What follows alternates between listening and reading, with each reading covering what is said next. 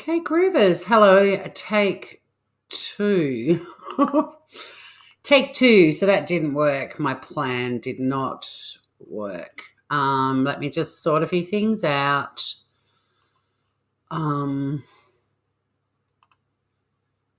Okay. Oh, shit.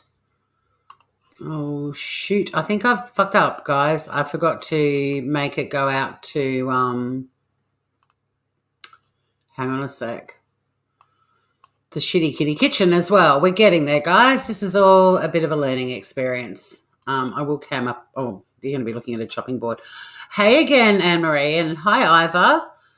All right, so hopefully now it's on the Shitty Kitty Kitchen as well. Yes, here we are. Groovy. I'm just going to copy the link. And I'm going to pop it over on Traces of Nuts and encourage everyone to come over to the Shitty Kitty Kitchen. Okay.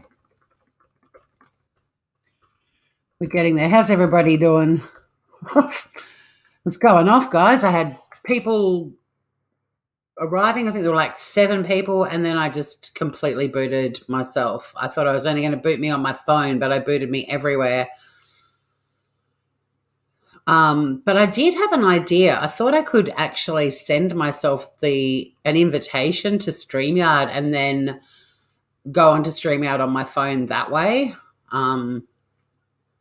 Because I kind of liked the idea of the split screen. And tonight we're making macaroni cheese. Have fun buying undies, Mel. I don't like the big shops either. But, yeah, I had a thought if I sent myself an invite, we might as well just experiment with this because we're making macaroni cheese and a rhubarb crumble. It's going to be yumbo. It's all comfort foods tonight, but there's some benchtop action and there's also a lot of stovetop action. So I was hoping I could have a portable camera. Otherwise, I'll just have to tell you what I'm up to. And you'll just have to imagine it, yeah? But I might just do this link, see if it works on my phone. And if it does and there's no echo, we may be able to carry on as we were. So thanks for hanging out with me just while we sort out some technology. A lot of this stuff you can't work out till you're actually live. Like you don't know what it's going to sound like.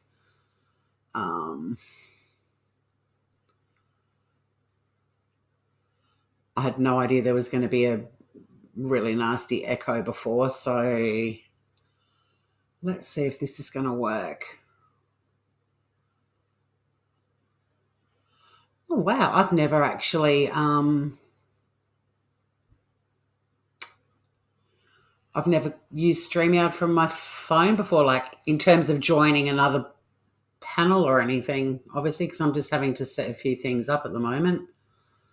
All right, enter studio. And then presumably back over here. Oh, wait. Okay. All right. So that's hang on. Yeah, because you really need to see me on a Monday night without makeup. Sorry, guys. Just the way it is. Shining forward and all. Okay. So can you hear me? And there's no echo. That's the main stuff. My plan might have worked. The only thing is I don't know if this stand I've got my mobile phone on is going to let me bend it over to show you some hot action. Luckily, I've already cooked the macaroni because I thought there's a few things that I can get done before we kick off. I'm echoing.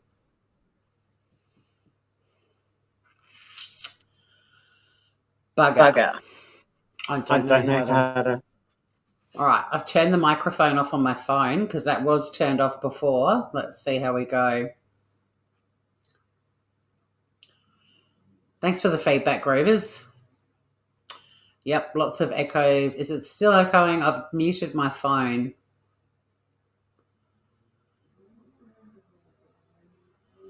The first one is, so my microphone is echoing. I'll keep waiting because I'm getting all the messages saying it's echoing, and I kind of got that the first time someone said it was echoing. It's all fixed. Thank you, Anne-Marie. Good to go. Oh, that's good. Thank you. All right, so let's get on with it because we've actually got quite a bit of cooking to do.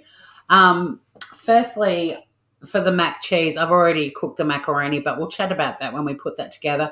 I'm actually going to get on with the oh, hang on. Start cam.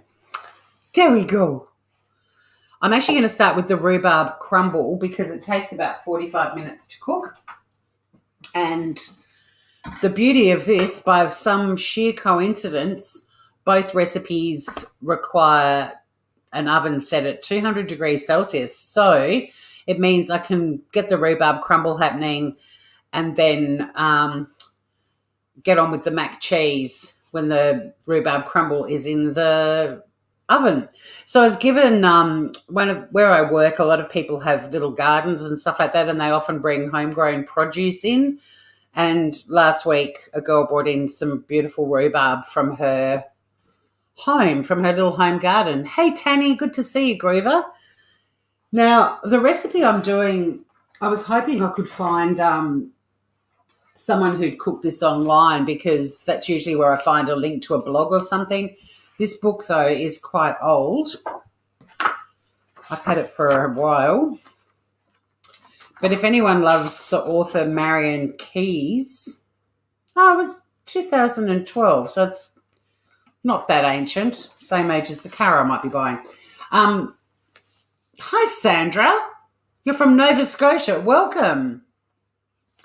You like the two camera angles, Ivor? And we've worked out how to do the sound. I just have to remember to mute the mic on my phone. Welcome, Sandra. You found a very friendly community.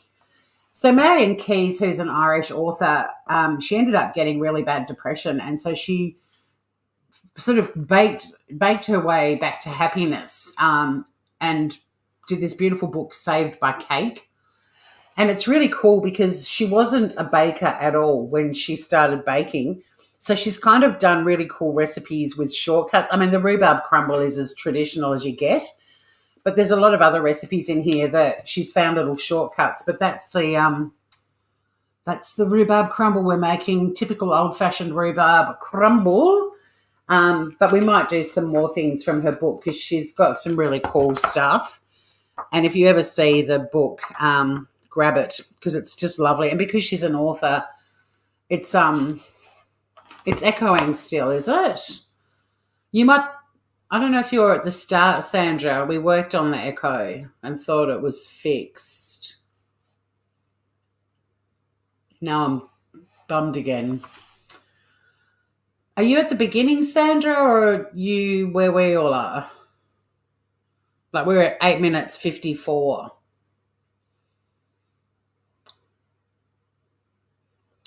Yes, I've got beer too. We'll chat about the beer in a minute as well. I don't want to do the beer bit till you'll get lots of love in here, Sandra. It's a really happy little community. But I'm now waiting. We're all good? Okay, thanks, Aussie. Sandra, you might be a bit behind because I think we fixed the echo before. But anyway, Marian Keyes' book, the long story short, I couldn't find the recipe online. So I am going to type it out, but I didn't have time to. But I have put the list of ingredients in the description. And, of course, if you're watching, you'll see how it's made anyway. And I'm also learning to extract bits of live so I can make little miniature videos. All right, I won't read the chat for a minute because I really want to get on with this so I can get it in the oven because we've got a lot to do, like the mac cheese. We've got to make a roux. We've got lots of things to cook.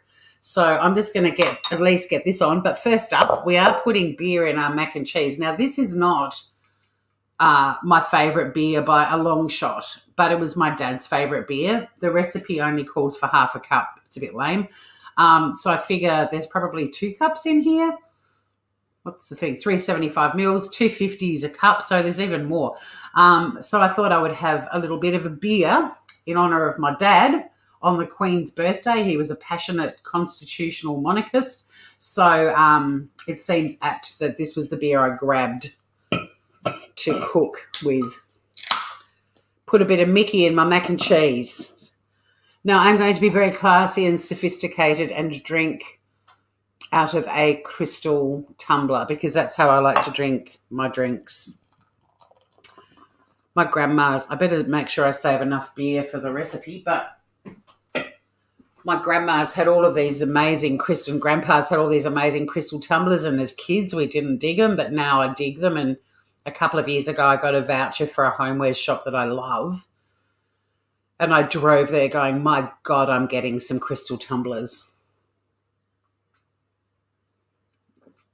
So cheers and welcome to everyone coming in. Just a reminder too that if the mods, I know it's a bit of a pain in the bum, but if you can try to drive people over to the Shitty Kitty Kitchen on YouTube, the link, I've actually pinned it because hang on, there's heaps of people on the Shitty Kitty Kitchen and there's people in the other one too, or is it just copying over to both? But yeah, if you could all try to go to the Shitty Kitty Kitchen, I've posted the YouTube link at the top of the chat in Traces of Nuts because as of the 1st of July, all cooking is going to happen on the Shitty Kitty Kitchen channel, not on this channel anymore. So I'm trying to migrate the people that like the cooking stuff over there. But if the mods could just check every now and then the Traces of Nuts chat, and if there's anyone sitting over there on their own. Yeah, cheers, Nutsy's dad. Cheers, everybody. Actually, this is delightful. Oh, some of you are in both. Well, yeah, we'll work it out. I'll continue to put on my community page, though, that I'm in the Shitty Kitty Kitchen, you know, so hopefully people will see that link and cruise over. So with the rhubarb, when I brought it home, I actually trimmed it and washed it. It's pretty much good to go. One thing that I didn't know about rhubarb is if you get given lots of rhubarb and you don't have enough recipes to cook it all up, you can freeze it. You literally just trim it and cut it into smaller pieces like I did. This hasn't been frozen though, and just wrap it in Glad wrap and it will be perfectly fine in the fridge for about a week. But we're just going to chop it into, and also with this recipe she says if you get pieces like the different thicknesses, the way rhubarb grows. So the thicker ones, you can run a knife just down the middle and cut them in half if you want it to be a bit more consistent. So that's why some of them are going to be getting sliced. But there's nothing lovelier, I think, than a rhubarb crumble or an apple crumble on a cold wintry night. It must be weird for the people that are watching in summertime. They're probably all like, it's the last thing I need. Now, you can cut it into different sizes, a couple of centimetres. Doesn't have to all be the same. It kind of ends up cooking down a bit anyway and getting a bit mushy. Now, if I'm popping in and out of shot where you can see my head, it's just because of the way I'm cooking. So half a face is maybe better than no face. I don't know. What is rhubarb? Oh, you know Mel Mel. You've come from Camp Mel Mel. Well, you'll probably know quite a few people in here too. There's a bit of a crossover of Mel Mels and my channels. Rhubarb is a fruit, and I look off the top of my head. I could Google it, but I'm just gonna go back to StreamYard for a second and pan out a bit. That's better. Okay. So yeah, rhubarb's a fruit. You've never seen rhubarb before. It's red. It's yummy. It's kind of almost like, it looks like a red celery, to be honest. But it's quite acidic. You guys don't have rhubarb? I thought rhubarb was universal. Yes, anyone who loves Mel Mel is lovely. But anyone who loves me is lovely too. There might be people that don't know Momo who love me.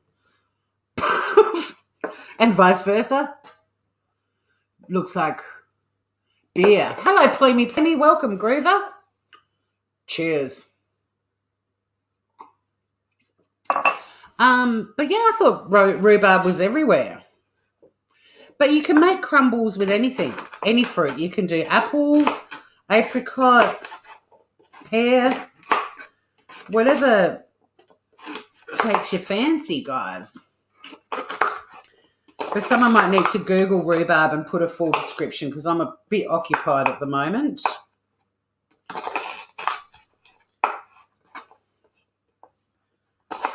And rhubarb can get quite expensive. So if you know people that grow it and they are happy to give you some, take it. Take it.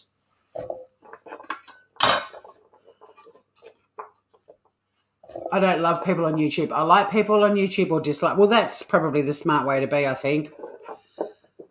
In recent days, I don't think loving anyone on YouTube has gone very well for some people. Now, this recipe calls for 900 grams of rhubarb, and I weighed this, and it's about 600. So what I'm going to do, and this is where cooking is fun. I don't know if you guys, some of you might have watched my unboxing the other night. What have I done with them? I unboxed a subscription box called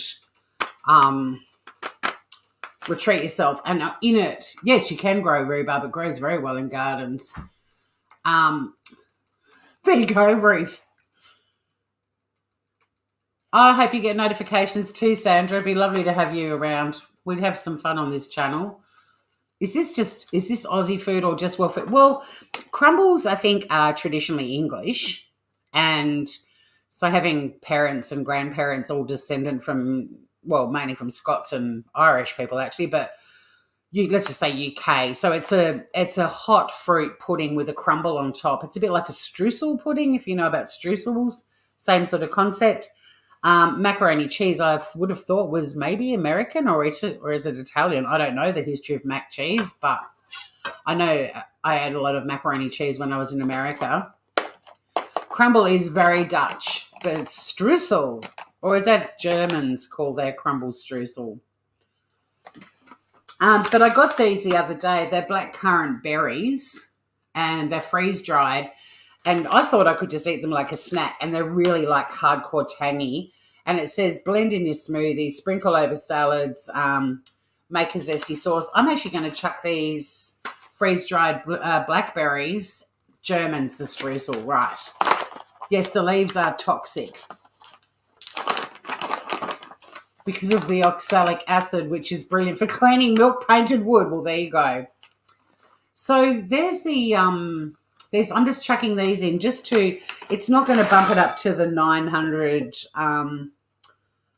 grams, but it'll just fatten it out a bit. And blackberries and rhubarb go together beautifully. So do I don't know about blueberries, but blackberries do. So I thought, fuck it, I'm just going to chuck these are black currants, sorry, not blackberries, the black currants. I'm just going to chuck them in.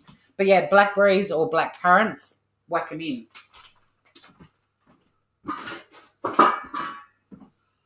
Why not? Now, we're going to add some sugar. One of the sugars is demerera. You'll find it at like your supermarkets and stuff like that. I don't really know why she wants me to use this, and I'm subbing out another sugar, so I won't talk about this one too much because I've actually got the sugar that I need to have. So we're using demerara.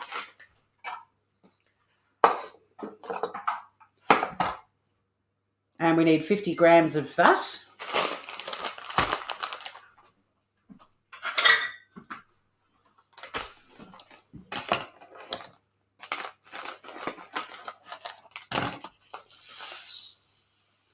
It's almost like sort of crystals. I'll show you them. I'll rest those over there. So it's a bit like, they're smaller than sugar crystals, but you know when you go to like a posh high tea or something, so they're bigger crystals than raw sugar, basically. Oh, there's going to be a dollop of custard at the end, Ruth. Don't you worry about that. So yeah, it's kind of like a chunkier version of a raw sugar.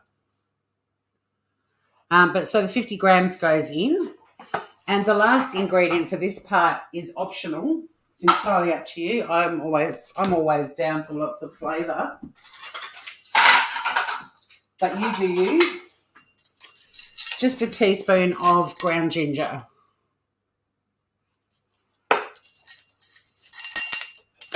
If you don't like ginger, don't put a teaspoon of ground ginger in. If you do, go for it. They look like little gems. I am missing a few comments in chat. I'm really sorry, guys, but I'm bang up to get this stuff on so we can get on with the mac cheese because there's a lot of assembly. What did I say? A teaspoon. So I'm just using the quarter measurement because that fits into this little tub.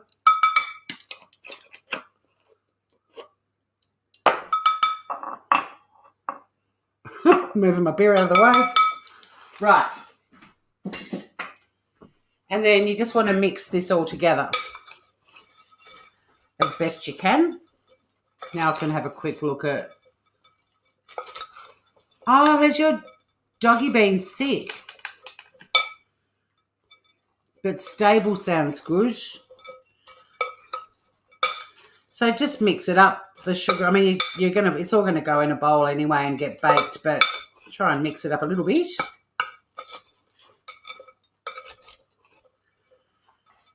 And then I'm going to do it in a pudding bowl.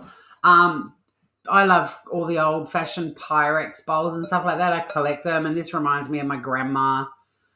So I'm doing it in a pudding bowl.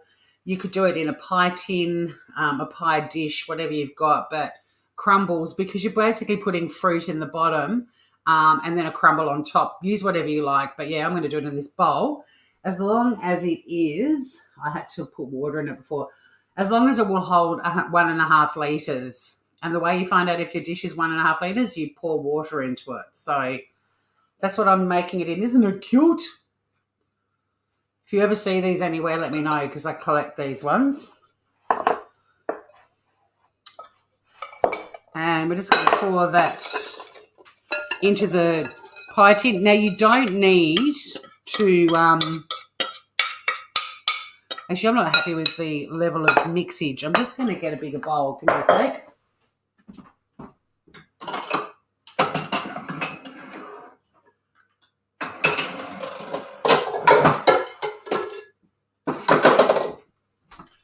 I do want to give it a slightly better mix than this. Yeah, they remind me of my childhood too, Sandra, anything Pyrex. I thought that was a hair, but it's part of the rhubarb. Oops. That current escaped. All right, I'm happier now with the mixing. So we'll pop this back in. Now, you don't need to grease the bowl or anything like that. It's perfectly fine. That's better. As it is. Perfect summer bowls, they are. They're great pudding bowls too. Uh-oh. I knew that was going to happen. Okay.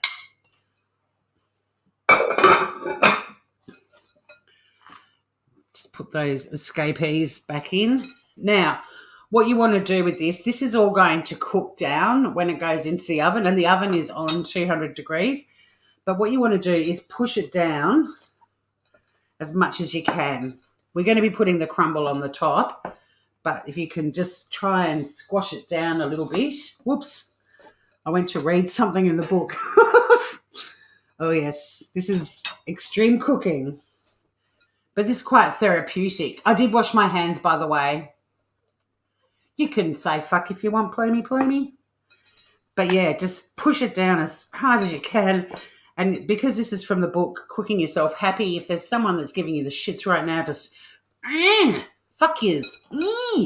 Squish them. That's what you got to do, all right? And you'll feel a whole lot better.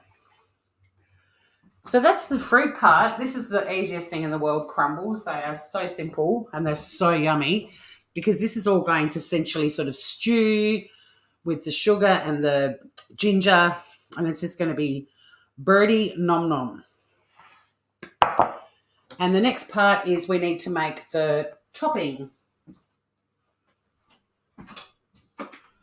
the crumble. First, we need some plain flour.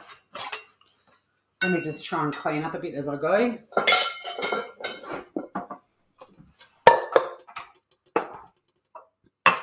Hang on a sec, guys. We can't have visual pollution. All right. So first up, we need 170 grams of plain flour.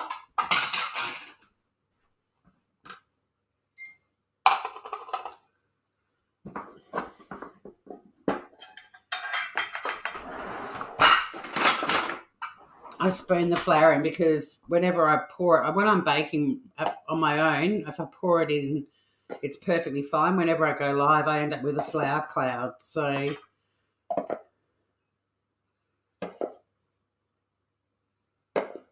175 grams of plain flour. Do you burn all your breads? I don't do breads. I mean, I will. I'm happy to start cooking some, but I generally don't eat bread, so I don't really bake it either. Right. So we're just going to sift that into the bowl. Speaking of grandmas and childhoods, this is one of my grandma's old flour sifters. She used to dry it after she used it. When she was doing the dishes, she'd stick it back in the hot oven from when she'd been baking. So it ended up with this sort of burned look about it. But fairy sifter. This is where you sift your fairies. Oh, we're using real butter, Plumey. That's the only butter that ever walks through the front door of my house. So using my grandma's fairy sifter, sift the plain flour.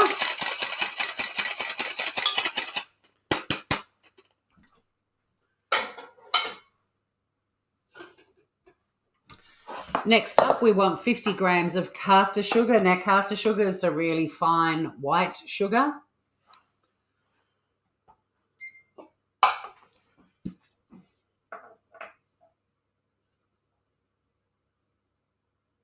Oh, it's 58. Who gives a shit? Chuck that in the bowl, groovers. Now, this is where I'm actually breaking out from her recipe. She wanted muscovado sugar to be used. Now, I couldn't find it anywhere. I did find really dark brown sugar. So this is the brown sugar, which is the one that comes from molasses. It's got like a real molassesy flavour.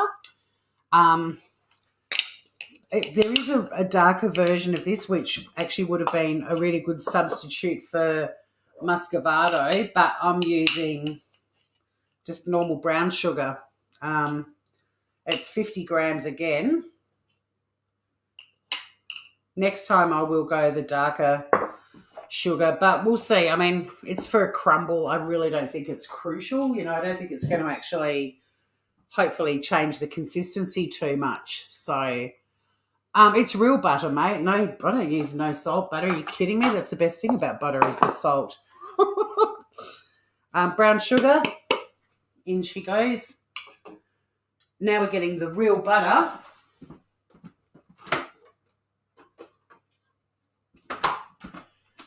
Tassie does a lot of things really, really well, and one of them is anything dairy. I'm not sponsored, but this butter, holy shit, guys.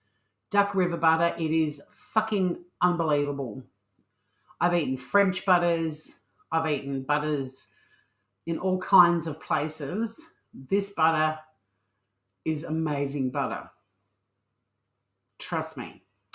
And we need 100 grams. It's really important when you make a crumble. Like a streusel is something that you actually freeze and then you grate it over the top. A crumble, we're literally just making a crumble and it's just going to go on top of our dish. In fact, I'll put the rhubarb in the front because there's going to be a bit of assembling going on. But make sure your butter's cold. A lot of times you can keep butter out like in a butter safe or whatever you call them at room temperature. Make sure it's chilled. The colder the better. And we want 100 grams. And the beauty of this particular brand of butter, where did my knife go? And like a lot of butters as well, it comes with a little ruler on it, printed on the thingamy. It does have to be a duck river. A duck sea is not good, and a duck swimming pool and a duck creek, forget it. So, yeah, it's conveniently got a little measuring tape on it. I don't want to handle it too much. I want to try to keep it as cold as possible. So it's really easy to measure 100 grams. That's how you do it. And what we're going to do with this is cut it up into some cubes.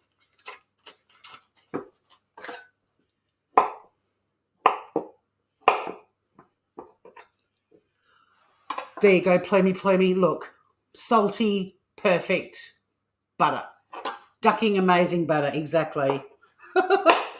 I'll chat a bit more once I've got this happening. But I've just chopped it up into some cubes. You put it straight into the bowl where we're making our crumble.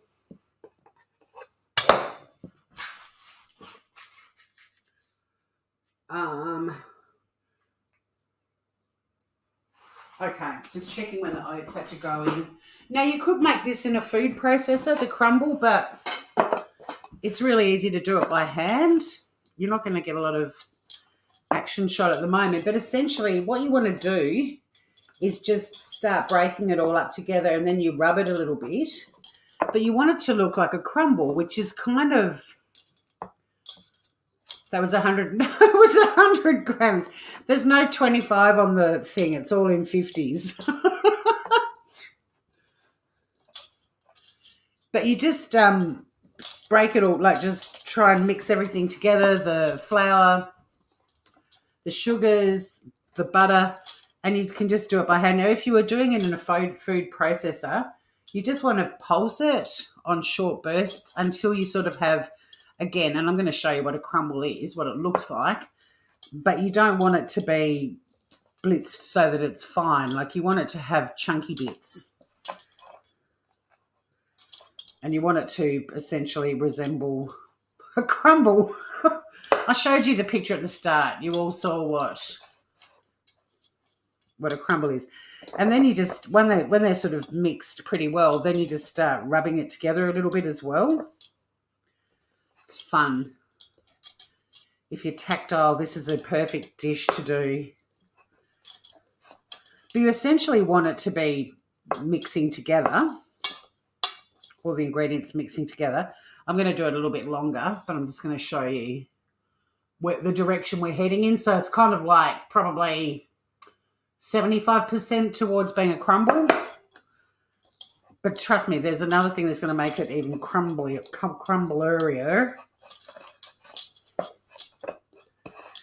And if you were making this like just in your kitchen, not live and chatting to people and stuff, this would already be in the oven. It'd probably be cooking. It would have been cooking for about 15 minutes.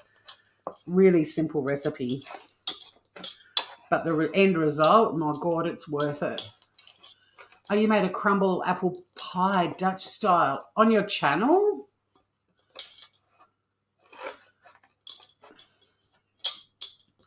Crumbles are great.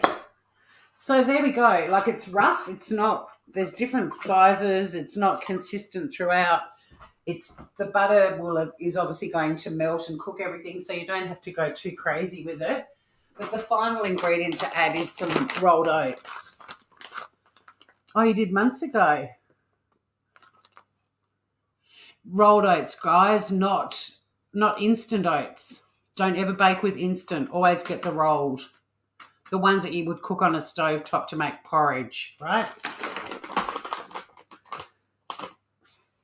Instant oats, whatever they've put in them to make them cook so quickly, they're really, really soggy. when you bake with them. Oh, you did months ago. I've got to spend some time over on your channel. You do some incredible food. So we want 100 grams of rolled oats.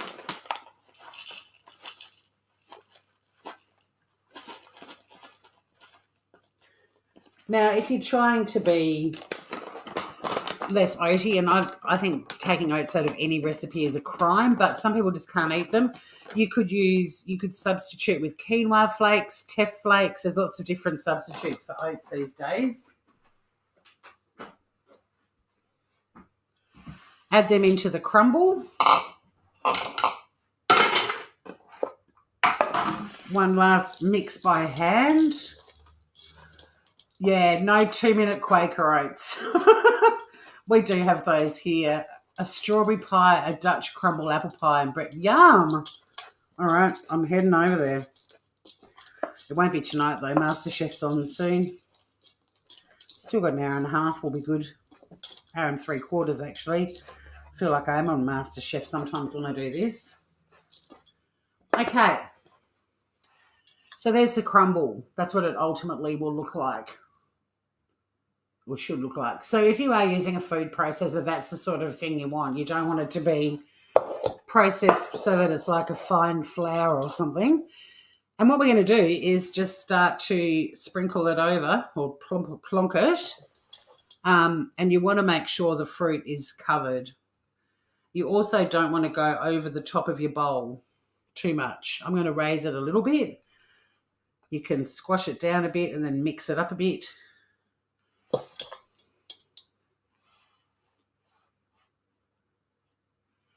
And there's a little bit of crumble left. So what I'm probably going to do with that, actually there's not much. I'm going to make it work.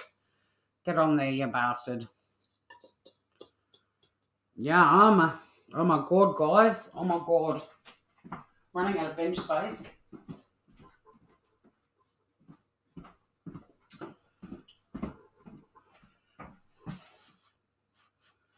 That's got so much crumble on the top, it's ridiculous. But it does, when it starts to cook, the rhubarb and everything, it's going to drop a little bit as well. So it'll kind of all sink into each other a little bit too. So that, guys, that's how simple that was. I'm about to chuck it in the oven. It's on 200 degrees Celsius, which is 400 Fahrenheit, or gas 6, depending on what you cook with. It's going to go in for 40 to 45 minutes, or basically till this is golden brown. My oven is a fairly fast cooker, I've noticed, so I'm actually going to set the timer for 35 minutes and check it then. Hey Google, set a timer for 35 minutes. 35 minutes, and we're starting now. Thank you. And there we go. The crumble is in the oven. Now, a little trap for young players too. I did put a baking tray in the bottom of my oven in case it overflows. Sometimes things do get a bit heated in my kitchen and there can be spillage. So I preempted that by putting a baking tray in the bottom of my oven. But you can put like alfoil in the bottom, and I know lots of people that do that. Freaking delicious. I would put the oats in the bottom so the bottom don't get that. Oh, you'd put the oats in the bottom? Nah, man. No. No. We want crunchy crumble on top. We want this beautiful poached rhubarb and black currants in the bottom with the ginger and the sugar all sort of poachy yum. And then a really crunchy, buttery, oaty crumble on the top.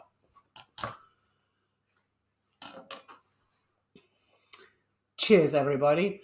Yes, delicious with vanilla ice cream too, but I'm going to be serving mine with some custard. I'm not making custard tonight as well. I'm already using pretty much every sauce for my own tonight.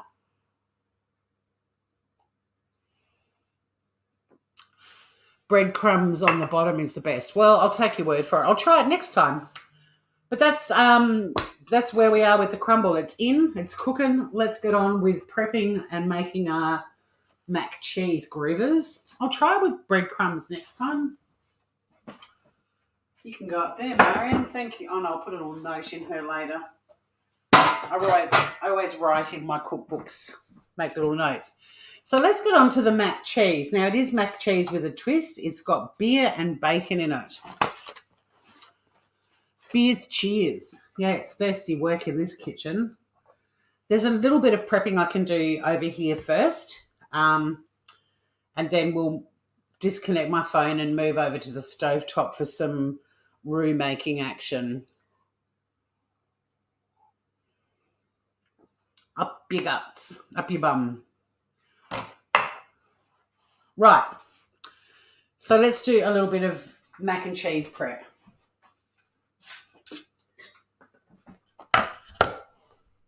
My bamboo board has got a bend in it, so that's why there's a little tea towel under it, thanks to I Have a Problems tip.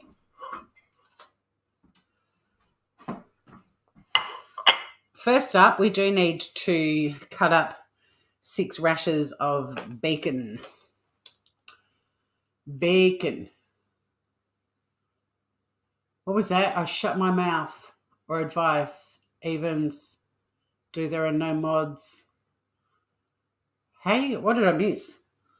No, I'm interested in trying your breadcrumbs. I was trying to visualize it. I hope you weren't thinking I was going, nah, fuck off, that's a stupid idea. I was kind of like, oh, that's a quirk. I'm just cutting the rind off. I don't like rinds, especially in a mac cheese. No, thank you, ma'am. Not that these rinds are particularly chunky, actually. So this bacon I actually had in the freezer. I took it out of the freezer yesterday and defrosted it. My freezer contains many magical things, so I was a bit excited to find some bacon in there. And I think it's 7 rashers, but the more bacon, the better in my books. Don't be skimping on no bacon. Now, this recipe I did find online. It is out of the free magazine that an Australian supermarket chain called Coles, C-O-L-E-S, puts out seasonally, and I grabbed the winter one today. This is the autumn one, this recipe. So when we do what are we going to cook next week, what I thought was the first number that pops up in chat when I ask for it, I've got the autumn version, the new winter one, and I'm also going to throw a third book in the mix. And then you guys will be able to vote on which of the 3. Now, as you know, I won't cook anything I won't eat because there's absolutely no point. What a waste of time and money. So if it opens up on pork, eggplant, olives, it's not going to happen. I love watching cooking channels. I don't know why people sit and watch drama for hours on it. It's like, watch cooking channels, learn how to make shit. Now, those of you who know me, you know that I love cooking with my cooking scissors, kitchen scissors. It's so much easier, especially things like bacon. Just use scissors. Don't fuck around. I've got really good sharp knives. It's still so much easier just to chop them up with scissors.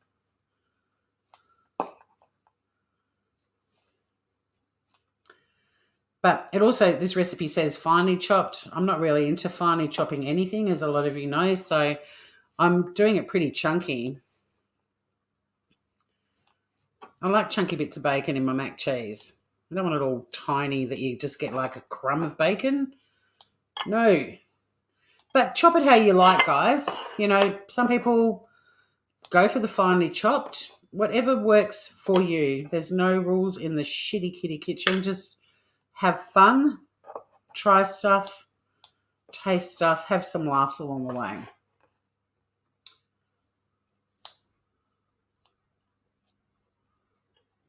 You love fucking bacon. Gordon Ramsay. Not this shit again. Too funny.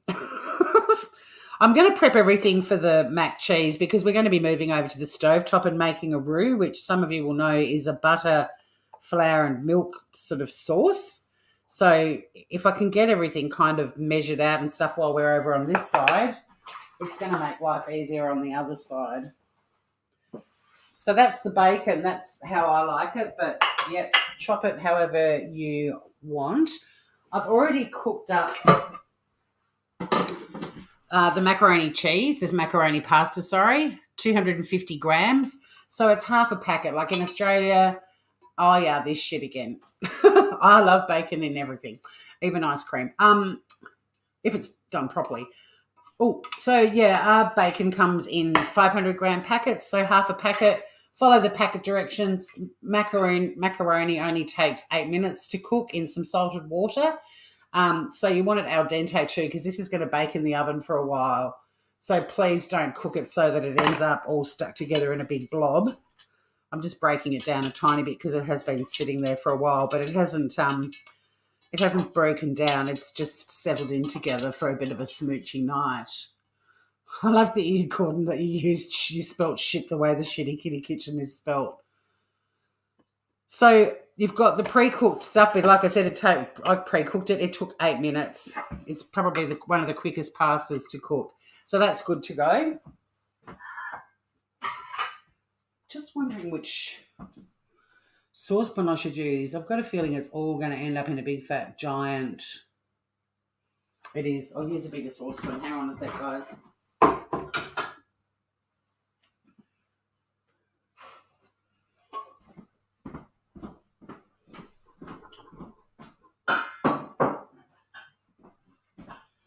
We need the monster pot for this dish.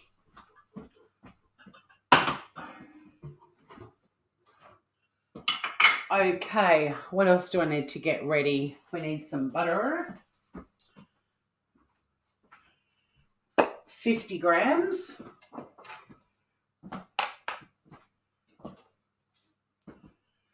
Handy little measuring doovie lackey.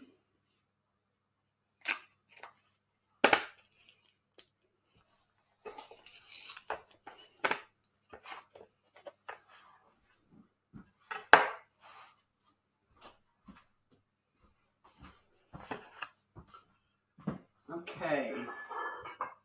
Oh, yeah, you're right, actually. What did you guys say? It was 125 grams of butter. I think you're right. You got your undies. There is a quiche recipe on my channel. I do quiche. There's only so much I cook in a week. I live on my own. I do entertain a lot. I do have house guests a lot. But, yeah, there's a gorgeous quiche recipe on my channel. It's tomato and basil. It's beautiful, and leek. It's a really good one. And it's using a phyllo pastry rather than a short crust. So, yeah, it's delicious. Oh, my God, the last time you cooked pasta, the pot went in the bin with the pasta in it. You didn't check on it? So, yeah, you guys were right. It was 125 grams, but who cares? The more butter, the better. You're the butter queen. You are. Yes, you are. Just found a piece of macaroni. It's delicious. I'm thoroughly enjoying the beer too. Okay, speaking of, what else do I need? I need some plain flour. Hang on, I'll use my little...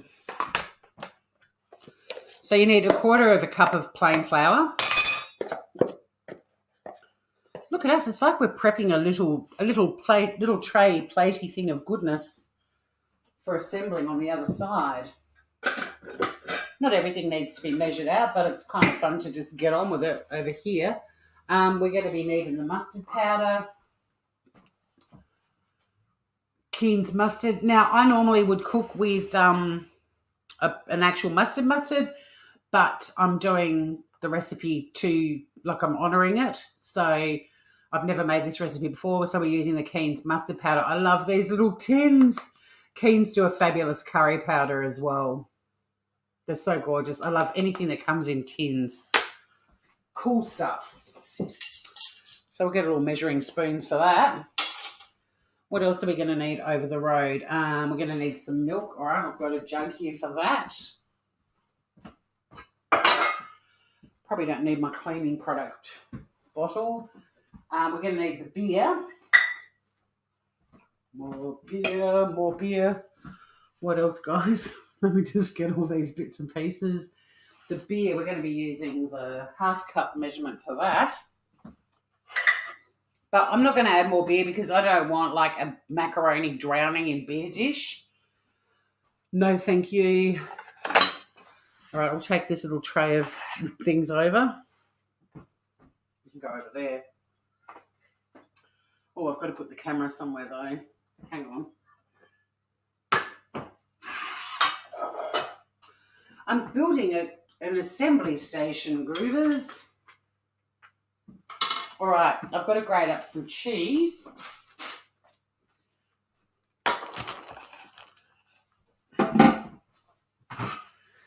Now, the recipe says to do 1.5 cups, and I had cheddar on the shopping list and I forgot to grab some, and I'm hoping this will be about 1.5 cups.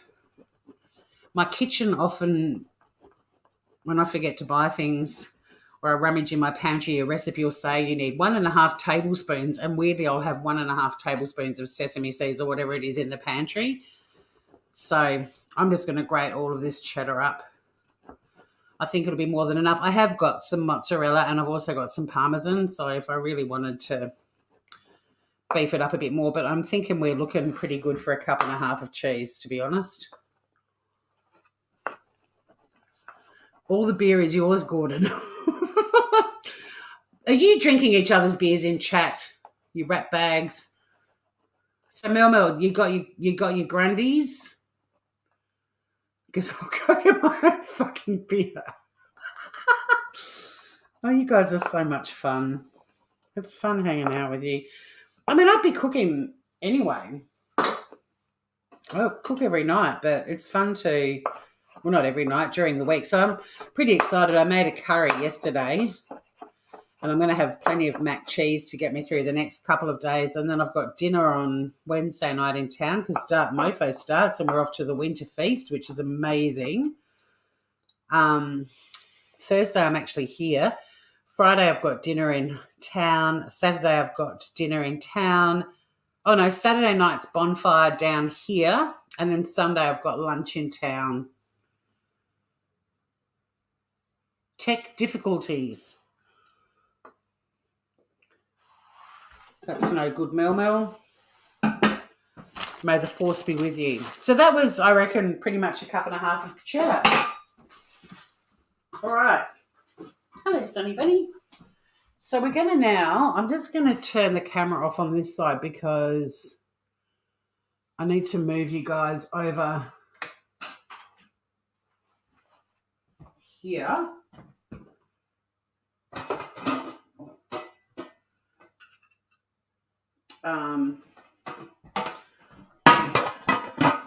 I'm a bit concerned that this stand is not strong enough to hold the phone without falling over. Let's see how we go here. I really want to get it on that pot.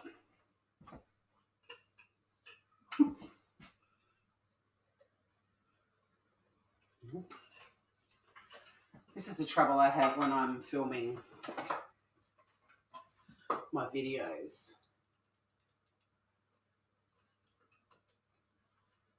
Okay.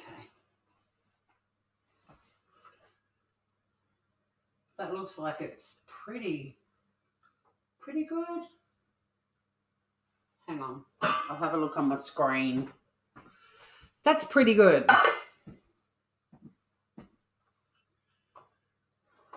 I don't know how to give you more of that and less of the other. That looks pretty good to me.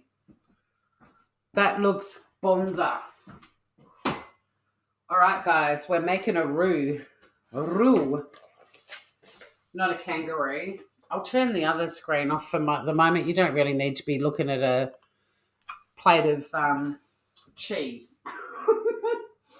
So we're going to put this onto a medium heat. You do want a large saucepan because all of the mac cheese ingredients are going to go into this dish, into this pot.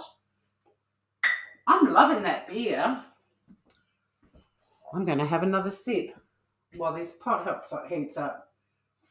Good on you, Dad.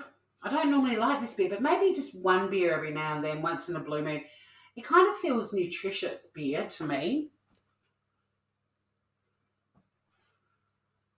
That's a great fucking view. Oh, thank you, Sandra. That's my beautiful cat, Sunny. The downside of cooking over here now is I can't see the chat, so I'm popping over to look at my laptop at the moment. But yeah, that's my beautiful rescue cat, Sunny, who's not a shitty kitty. She's a gorgeous kitty.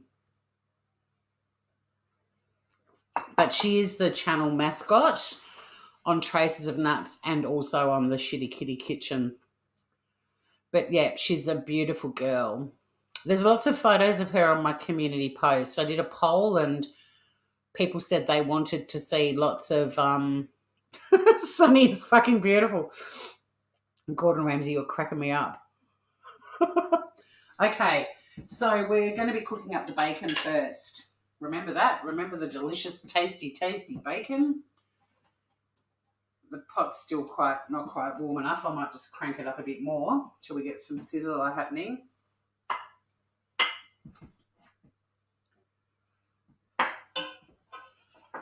It does. These are a really heavy base saucepan, so they do take a little while to heat up. The only problem with this beer is it's going straight through me. I may have to go to the loo while the bacon is cooking.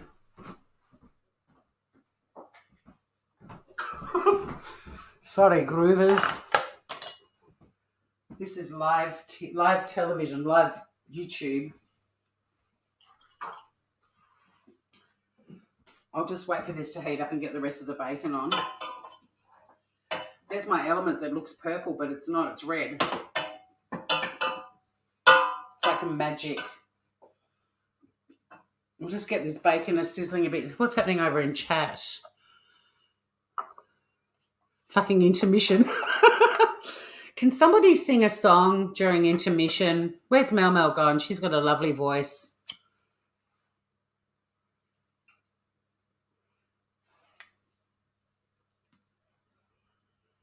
Mel Mel, where are you?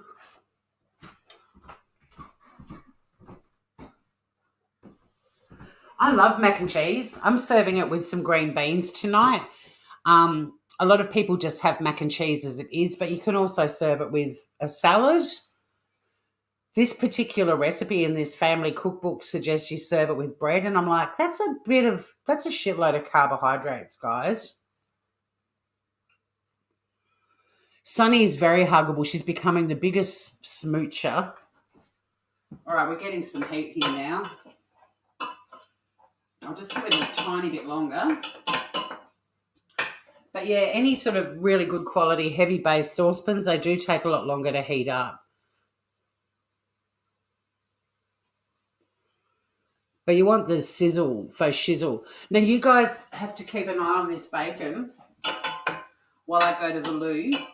But one of the benefits of working for a breakfast radio show was we only ever had like 3 minutes to go to the loo during a song. So I'm pretty speedy.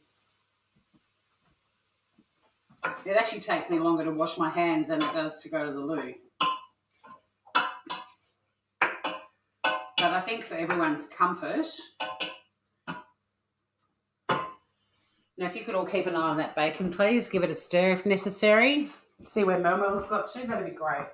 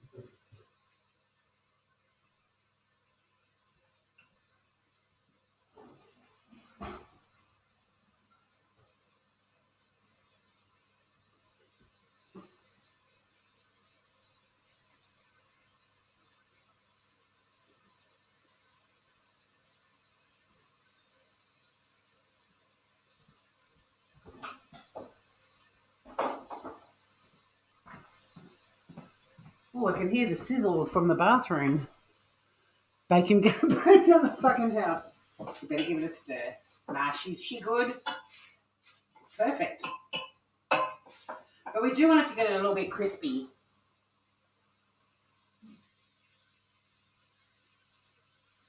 We want it golden brown. It's got a way to go yet. It's the beer's fucking fault. Mac and cheese with collie cheese. Oh, really? That's a lot of cheese. I've got a mac and cheese recipe, which sounds really weird because it doesn't have mac in it at all. It's actually got cauliflower pretending to be the pasta, but it tastes exactly like macaroni cheese. It's bizarre. It's super, super healthy. Like if you're going to do a really healthy mac and cheese, and trust me, this one's not.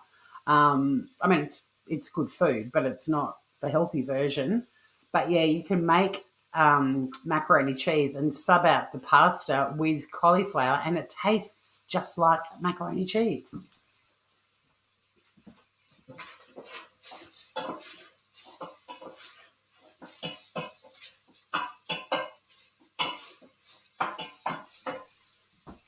It's deliciousness. Yummy, yes, Tanny. And it's the healthy alternative. Actually, while I'm waiting for the bacon to go a bit golden brown, I'm going to measure out the half a cup of beer and see if I've got any left to have one more sip of my dad's. I've still got a little bit. See? Hang on. Back there. I'm looking over at my laptop on my bench. I'm trying to get this. I'm sticking it right into the camera. Oh, the camera's at that end. There you go. I had it in the middle of my phone. You can also just barbecue mac and cheese. I go for that. What do you mean, plumey? Tanny's eating a very late lunch. Well, what is it, 3 p.m. for you? Yeah, that's pretty late. Not much cheese usually in this house. If you're cooking Aussie, you have to drink beer or it's not Aussie. Look, there's a lot of people, you have to barbecue. You have to drink beer when you're barbecuing. But I don't know if my mic is picking me up when I come over here, but I don't like beer usually. I'm really enjoying this for some reason.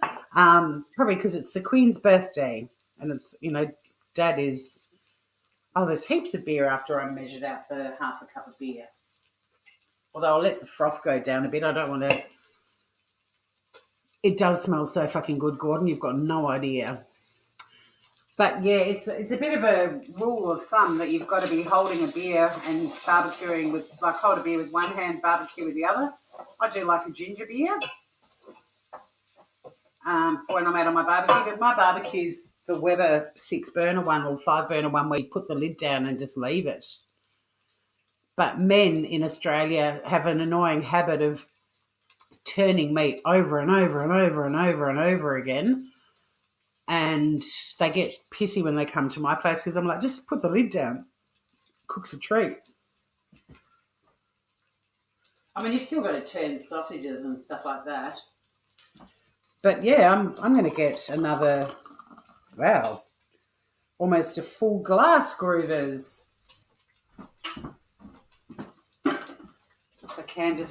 Sonny just gave me a look like, uh-oh, mama's on the drink. I don't drink much. Nice head on the beer. Cheers, everybody. I usually cook on my barbecue, I do cook on my barbecue all year round, but it's really tricky to film out there in the dark, and we've had some pretty shitty weather, but if it's a nice still night, clear night, I do a lot of stuff on my barbecue all year round. Winter I tend to put like a roast on and I'll put it on during the day. I've got a few fire pot recipes too. Like I'm going to light the fire pot one night and we're all going to go and sit around the fire pot and make a hot toddy and do some cooking. That'll be fun. Some like gourmet toasted sandwiches or jaffles as they're sometimes called, or might do some damper, which is a bread that you make in a billy.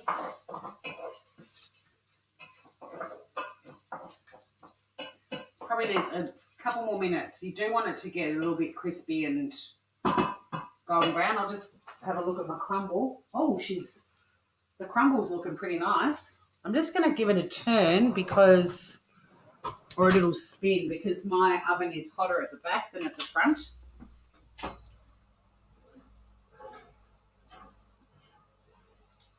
So to get an even cook, I spin everything around: cakes, cookies, whatever I'm making. Run, Sonny, run. Who forgot to drink their ginger beer? Do damper? Yeah, damper's kind of tricky, because when we used to go camping, I remember we used to sort of have it wasn't a fire pot, like the fire was in the ground, and you'd sort of dig a hole to the side of where the fire was, put embers in the hole, and then put a bit of dirt over it, and then put the billy on top and do the damper in that. So it'll be very experimental. I've got to find a rack. I might use one from the barbecue to put it over the top of the fire pot, or one that'll fit sort of in the fire pot a little bit, and I can cook it straight over the flame. I don't know. We'll have to experiment with it. But the other way you can do damper is you actually fashion it onto a stick. Like you get a stick and put the dough around like a kebab, I guess, or a kofta. So like instead of having a skewer with the meat around it, like you use a stick and put the damper on it and then hold it over the flame. So we might do it that way. We'll work it out. All right, this is looking pretty good. I'm just going to give it a little minute more, because the fat's all... So this is interesting, because we're going to be making this beautiful roux using the fat in the pot as well. So that bacon flavour is going to go right through. Yum. I like the sound of that.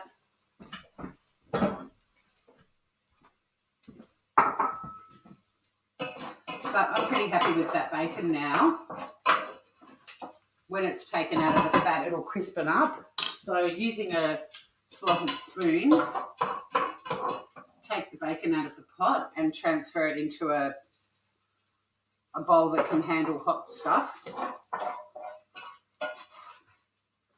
Some hot stuff, baby, this evening. This bowl can handle hot stuff.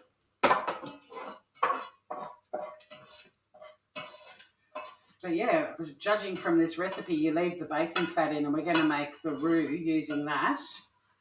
I'm just going to get some milk too. I've got to measure some milk out for the roux. It doesn't matter if there's a little bit of bacon floating around. Do the best you can. But yeah, a couple of pieces of bacon aren't going to hurt. Milk. I'm pretty sure we need 1.5 cups. Let me just check that. Yeah, so it's 1.5 cups of milk, but this recipe is actually in the description.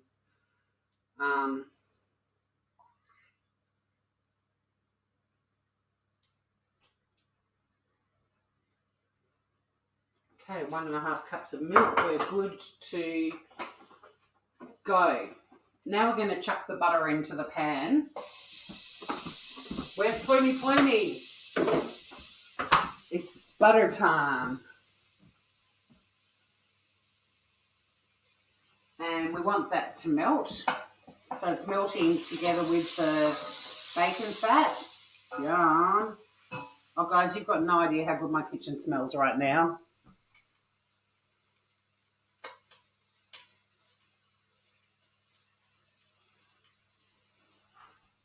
You're here, Plumy. This is food porn right here.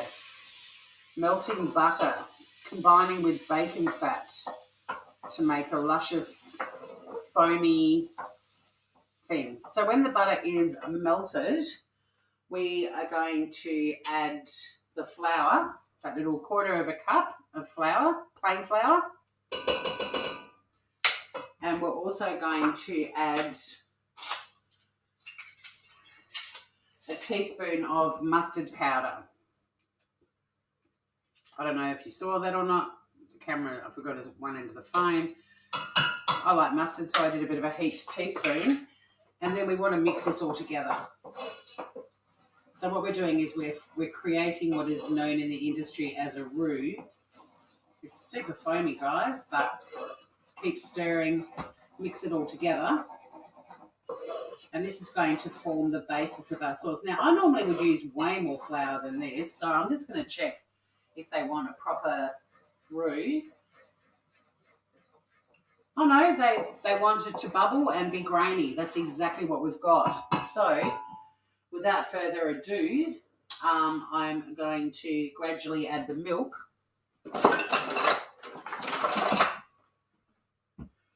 Just get a little bit in there now. And you want to give that a bit of a whisk. See how it's thickening, guys? I hope you can.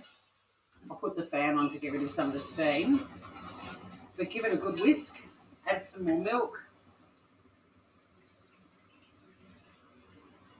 Whisk it away again.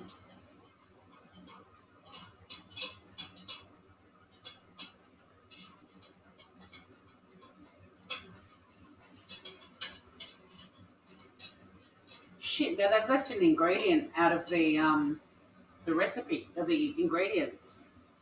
Let me just deal with the roux. I'm just going to put my... Oh, no, I haven't. It's the beer. Oh, I saw the recipe said beef stock, and I'm like, I haven't made any beef stock. See how that's thickening now, and it's all coming together and looking very pretty. Put in the last of the milk. And it's thickening beautifully, and we're on a medium heat at the moment, so it's come together absolutely beautifully. Are you impressed, guys? It's one of the few things I make pretty much flawlessly every time is a roux or a white sauce. The roux is the butter and the flour and the milk. And you just want to make sure that it's hot enough that it's boiling again. See how it's got some bubbles happening? That is absolutely perfecto. And we're just now going to add the beer. And it's 1/4 cup of my dad's favourite beer, Cascade Blue. In she goes. Mix that through. Hey Google, stop. Hey Google, set an alarm for 7 minutes. 6:28 p.m. Set. Thank you.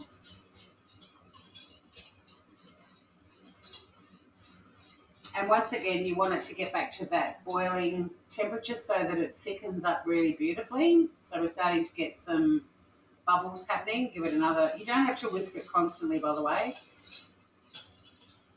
You can have a break between whisks.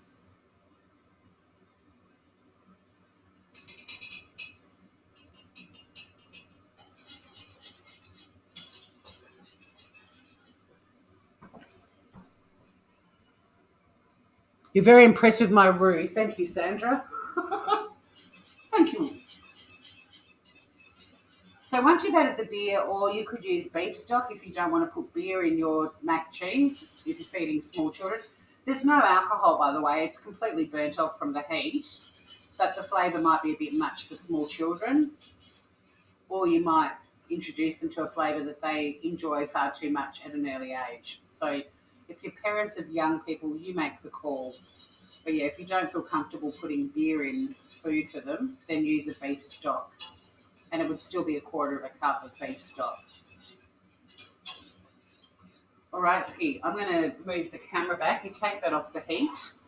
I'm actually just going to turn the element off and give it another minute.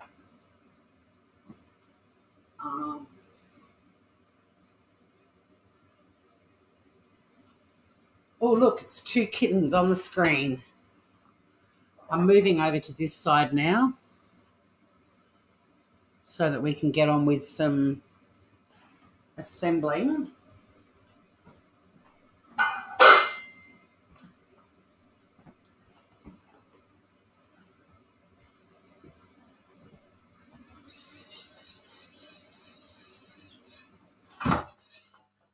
Okay, that fan can come off.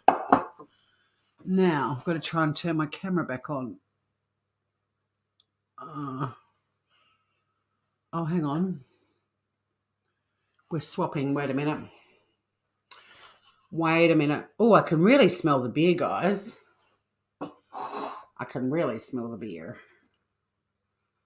I've just got to adjust this other one. Hang on.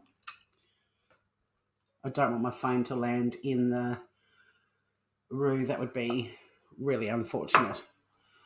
Okay.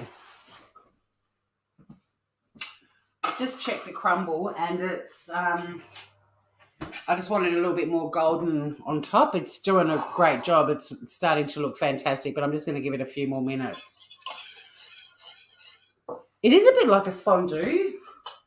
Let's do a fondue, guys. I had my uncle and auntie here for drinks a couple of Sundays ago, and I did a baked brie, and it reminded me of a fondue because it got so hot and gooey, and we had these really amazing shards of crackers and, just dipping them into it. It was incredible. Okay, almost there. I've just got to give it an erection. That's as erect as it's going to get. I'll just move it back a bit. There we go.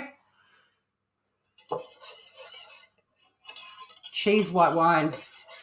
All right, so now we've got a beautiful roux with the beer, so it's got that sort of bacony, beery colour. And first thing we're going to do is season it with some salt and pepper.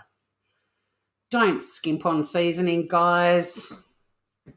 Food is amazing when it's seasoned.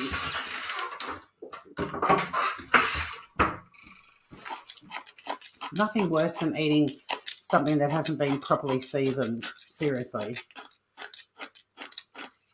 I mean, you don't put like 3/4 of a cup of salt in there, but season it, Give it some balls. So that is nicely seasoned. Next, take the whisk out.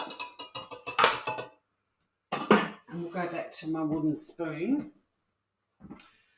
Next, you want to put in about a cup of the cheese. So the recipe called for a cup and a half. So you're going to obviously be sprinkling some cheese on top. So put about a cup's worth of cheese into the mix, saving some to go on top.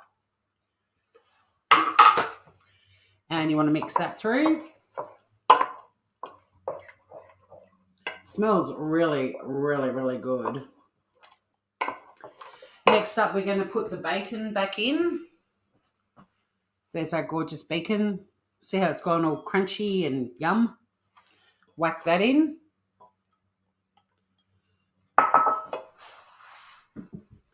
Give that a bit of a mix through. Next, we're going to add some chives, guys. I love chives. I grow them. I've got some growing on the deck, but not enough to use. You want to use about 1/4 of a cup of chives. I'm just randomly pulling out a handful. I can never have too many chives. I'm just going to give my kitchen knives a bit of a clean because the last time I used them was with the bacon. Sorry, I'm not looking at chat at the moment, guys. I want to assemble this.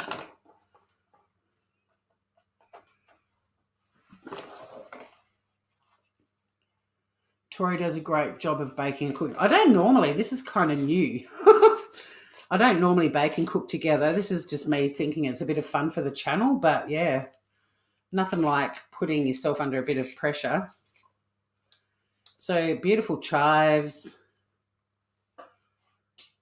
Again, kitchen scissors. They make your life so much easier. All right. I'm not too precious about them all being the same size. So there's the chives, and then we're going to add the macaroni that we cooked earlier before I even kicked off. Thank you, Plemy. That means a lot. I love fresh chives too, Sandra. They're so yummy.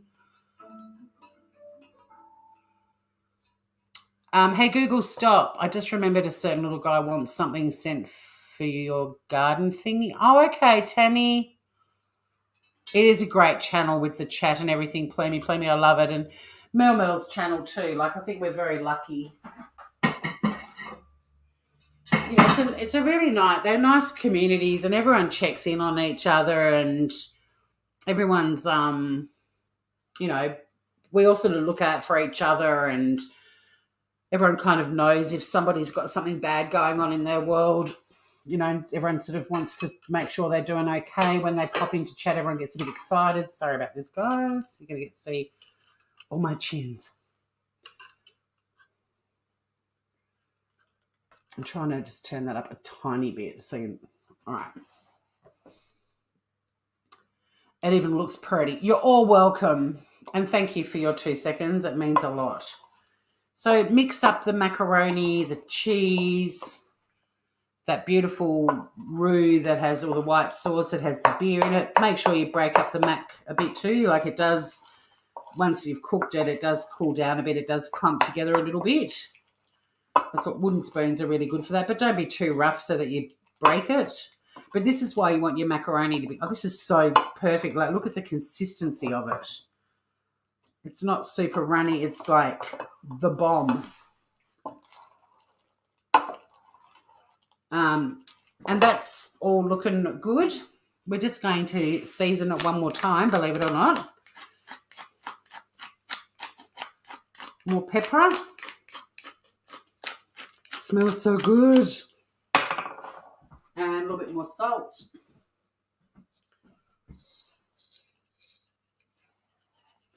Now, I used to have a perfect dish for mac cheese that broke. And I bought a new dish today that would have been great, except that you can't put it in an oven over 180, and this oven is at 200. So I'm going to be using one of my enamels, which I love. I'm just going to check on the rhubarb crumble. It's perfect. Oh, guys. Oh, nah, 5 more minutes. Hey, Google, set a timer for 5 minutes. Please. 5 minutes, and that's starting now. This is so good. I want to try it. I want to make sure it's seasoned properly. Oh, my God. Oh. The beer. It's given it this really smoky, like it's just given it an extra bit of body. It's not like a basic mac cheese at all. And then the little bit of bacon through the sauce, and then the chives, those pop of chives. Yum, it's really good, guys. It's really good. So I'm going to do the mac cheese in this dish. I love all my enamels. We were chatting about enamels the other day. It's kind of about the same size as my Le Creuset that I used to do mac cheese in. Not, you know, mac cheese type things. Any sort of pasta bakes and stuff. But this tin's great, and you don't need to grease it.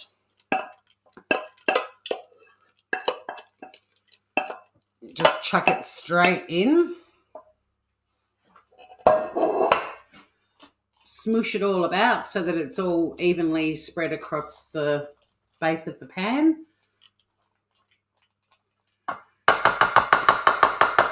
It's making that really gluggy, squelchy sort of noise that sounds a bit wooed, that noise. Apologies. There's a bit of porny sound effecty action happening in my kitchen right now. I do apologise.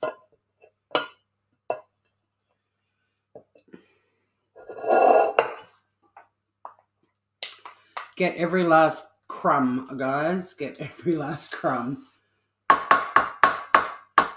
Then we just get our remaining half a cup of cheese. Sprinkle it on the top. Now this dish is probably a bit wider. I'd probably do it a bit smaller, like that, so it's a little bit higher in the dish, but this will be perfectly fine. It does serve 6, this recipe, so just pop the last of the cheese on it. And that's done, basically. It's now going to go... trying to find the spots. Hello, Sunny girl.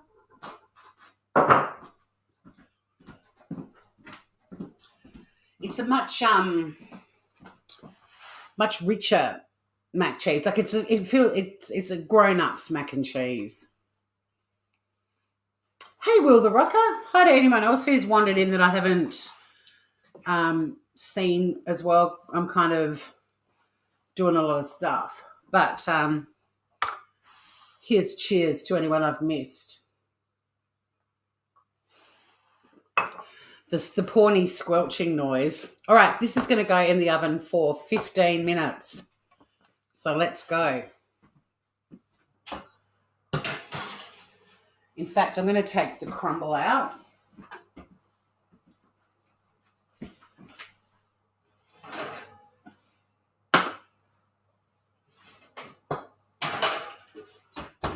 Hey, Google, cancel the timer. All right, consider it cancelled. Consider it cancelled. Well, thank you. Hey, Google, set a timer for 15 minutes. 15 minutes, starting now. I set timers, guys, because I chat and forget. Oh, chat isn't scrolling. Hang on a sec. Beers cheers to everybody. Oh, you've just woken up sneezing. Poor Will. Here's to your sneezes going away. I don't drink beer. It's the recipe had beer. The mac cheese had beer in it. So I've been getting tipsy in the shitty tipsy kitty kitchen. There is one last thing we are going to do for this mac and cheese. Like I said, it's for grown-ups. So it's going to get a little bit fancy. But first, let me show you the rhubarb crumble.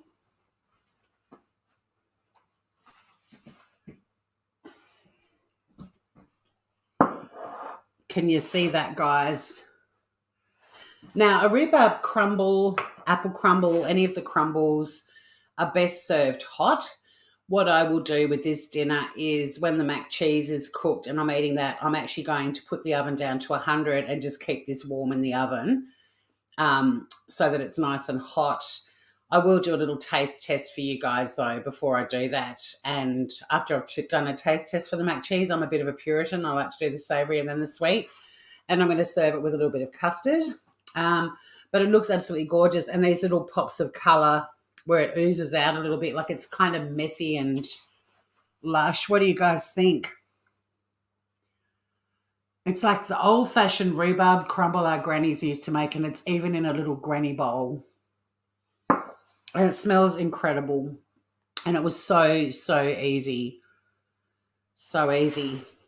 But look at that gorgeous colour. And when I cut it open and you get to see all the red from the rhubarb, I think most of this colour is the freeze-dried black currants that I put in with it. But it's looking pretty sexy. So, yeah, very yummy for our tummy. The macaroni cheese is only going to take 15 minutes, so we'll have that a bit later because there's one last thing I'm going to do. I'm not going to bother fucking around with the camera, though, to put it back over on the stove. But I'm heating up a little tiny, this is one of my mum's little Le Creuset that looks like it should be thrown in the tip. No, these pans are amazing. They're seasoned. It looks like it's got burn on it, but honestly, these are scrubbed within an inch of their lives every time I clean them. It's just an incredibly loved pan, and as a result, it just cooks things beautifully. But we're just going to heat this up. Now, with Le Creuset or any cast iron cookware, don't put it on full heat ever. Like when you set a plate to, like a hot plate to medium, that's high for a Le Creuset because being cast iron, it takes them a bit longer to heat up, but they hold the heat. So don't ever, I mean, this probably happened back in 1973 because my mum put it on the element on high. But they're absolutely gorgeous. Don't think I'm cooking on grubby stuff. It's clean as a whistle. But you want to put that little frying pan onto a medium heat. So I probably would do it at like 3/4 of the way to half, like to medium. I wouldn't do it at a quarter. I do it like 20 past. You know what I'm saying? So if you just think medium is high for a Le Creuset, then pull it back a tiny bit. And the reason I'm heating up that little pan is we're going to make a fancy little garnish.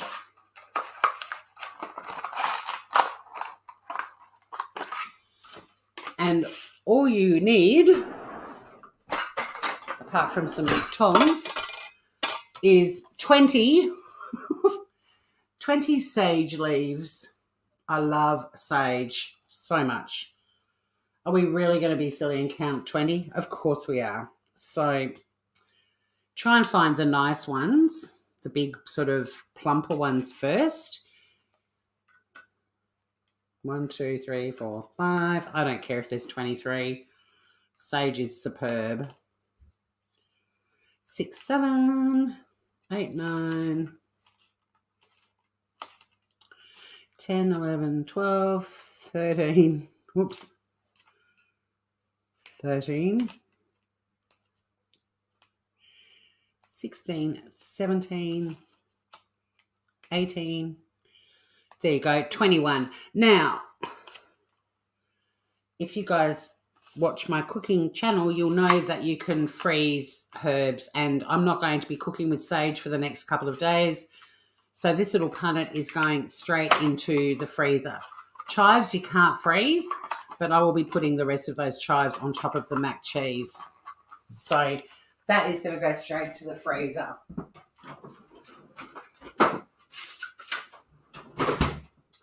Now, I do already have some sage in my freezer, but they won't defrost to what we're going to be pan frying them and making them nice and crunchy. They're not going to frozen ones are not going to do that. So that's why I bought fresh.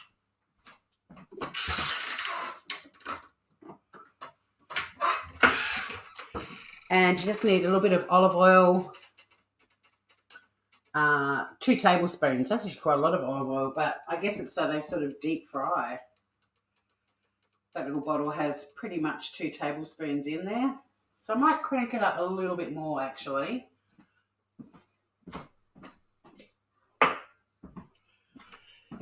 And we're basically, you won't be seeing this because I'm not dragging the thing back over for it, but I'm just going to, when the oil gets nice and hot, I'm just going to chuck those sage leaves into the oil. And it says to cook them for a minute or 2 till they're crisp. And you just give them a turn with your little baby tongs. I'm just going to take a little broken piece over and see if it's hot enough yet. Not yet. You want it to be sizzly, bubbly, deep fry kind of action.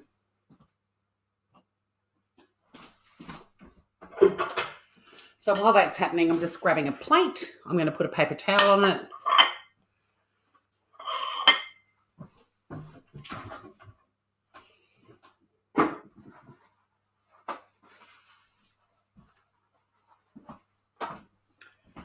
That will soak up the oil. A bit like how you'd normally cook bacon. Okay, we've got some sizzle action happening on that leaf now, so I'm just going to go over and drop the rest in. Everyone behave in chat. Hi to everyone who's arrived. Sorry if I haven't said hi to everyone. Also, safe travels to anyone who's left, and cheers to the Queen on her birthday. Even though her birthday's in April, thank you, Queen, for giving us a public holiday in June. We celebrate the Queen's birthday in June because we have so many holidays in April with Easter and Anzac Day that if we celebrated on her actual birthday, we would have all long weekends in April. So, but Nada was saying earlier that Canada doesn't have a Queen's birthday holiday. Ripped off.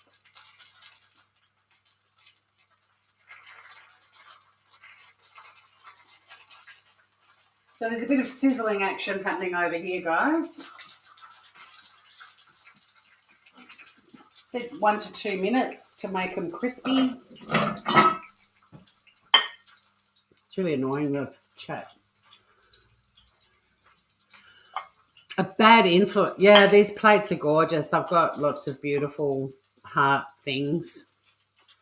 Your bad influence on Tanny? I think it goes the other way. Just saying.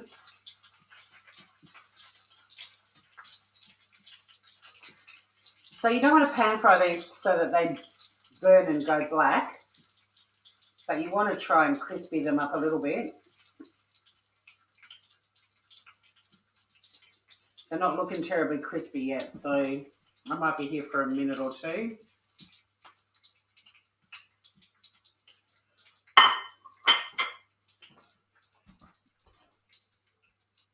Yeah, I felt bad for the Queen too. I feel even worse for her that Harry and Meghan had the gall to call their child Lilibet after her. Like, what were they thinking after what they've done to that family? Oh, they're such manipulative. I know how we'll fix everything that we've done. I know how we can sort out the mess we made with the Oprah interview. Let's name our child after her and use her family nickname. Fuck off. It makes me angry.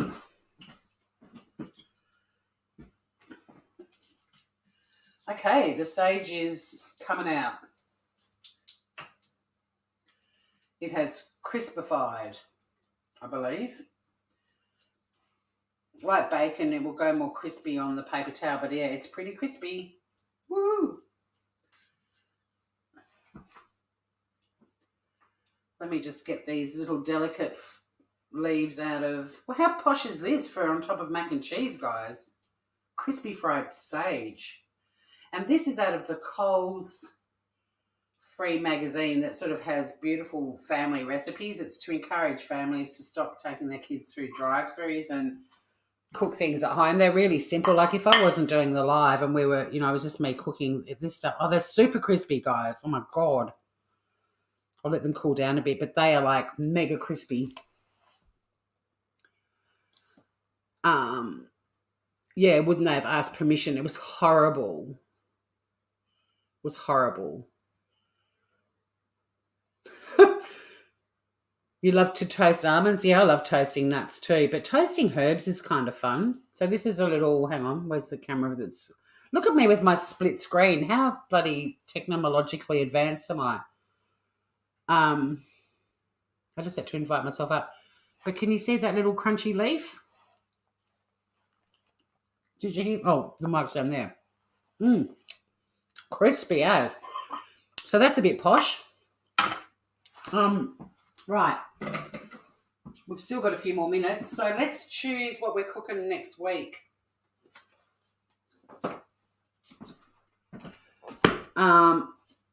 Somebody just pick a number and drop it into chat. We're going to be either doing, I'm going to give you 3 choices. There'll be a recipe from this, which is the one we've just cooked out of, the autumn one, or we're going to cook out of the new winter Coles magazine. They do pretty, they're hit and miss. Some of this stuff isn't always great. Sometimes it is. The winter one. And then I've thrown in another cookbook I love, which is Delicious, which is another food magazine in Australia. And this is by the chef Valley Little, who's no longer with us, but some of her food is insane. So I'm just going to see 2. Oh, Grandma Ducky. 2 might be a bit early in a magazine. I reckon there'll be a few ads and stuff. Let me see. Yeah, the recipes don't start till page 6, but you can choose another number. Maybe you go a bit further into the book. And they've probably got 210-ish pages. Meghan is a narcissist and was a bad actress. She controls Harry. Yeah, no, we say that here all the time. I kind of keep wanting to go live again about it, but then I just think I'm just going to be angry. I don't want my content to all be me just going, man, or let's go cook. I need some middle ground. I'm furious, but there's plenty of channels that are covering that saga and putting a lot more time and effort into it than I can. So number 4 is your lucky number. Again, way too early. These are cookbooks, guys. There's like indexes and contents and stuff. Oh, no, we're going to do the 3 books. I'm doing all 3, and then you guys choose out of the 3. Number 10. Okay, so we are still going right to the front. Okay, option number 1 is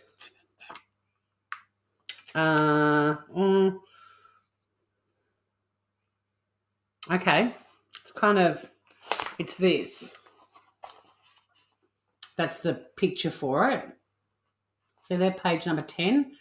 It's a lamb, harissa, and mixed mushroom meatloaf, which is a lovely wintry dish. So that's choice number 1, everyone, is a meatloaf. It looks pretty awesome. It's very pretty. And I do love harissa. So that's kind of like a gourmet, mushroomy, lamby, meatloafy thing. So that's option number 1. Save the lambs. No, Grandma Ducky's come back with 2. What are you doing? You're messing with my brain. God, you're hilarious. Okay. The second one is, and I'll do this because I can always make sandwiches and stuff. This time it's a chook, and it's a roast chicken, but we're actually going to learn how to spatchcock it, which is when I'm trying to get it so the light's not on it. When you spatch cook a chicken, you cut it and flatten it out and cook it, and they take a lot less time to cook. So it's a spatchcock chicken with a romesco sauce. Alrighty. Hey, Google, stop. That needs a bit more time anyway. I want to get it nice and brown on top. In fact, what I'm going to do is put on my grill, and if it fits, I don't know if this pan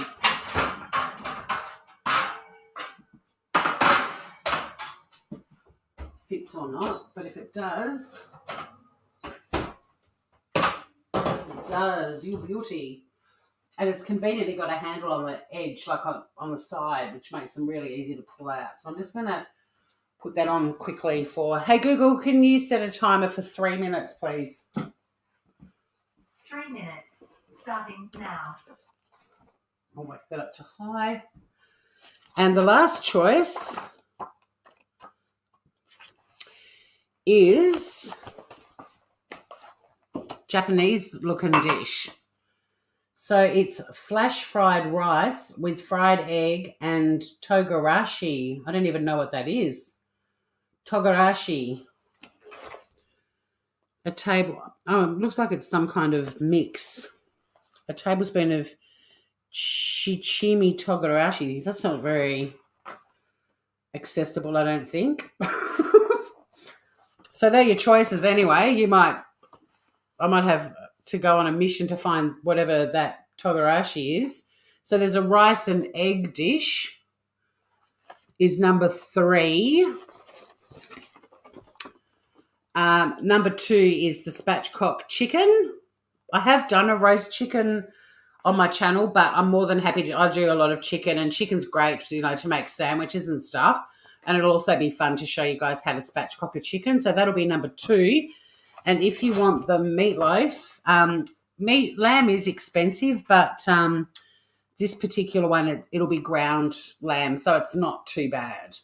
Like, it's not crazy. If it was a roast leg of lamb, I would have vetoed it. So place your votes, guys. It's a 1 for the meatloaf, which is lamb, harissa, and mixed mushroom meatloaf. 2 for the spatchcock chicken with the romesco sauce, and 3 for the flash fried rice with fried egg and togarashi, which I might struggle a bit, guys, getting that togarashi. Oh, fuck. Yeah, but the problem is I've got a really crazy week, like whether I can actually get it. No, you can still vote, Tanny. It'll help me with working it out. It looks like the Japanese, you bastards. Hang on, you can't vote more than once. Shit. Now I've got to sit here and count this. Tanny said a 2. Ruth is a 3. Grandma Ducky is 3 and a 2. Sandra's 2.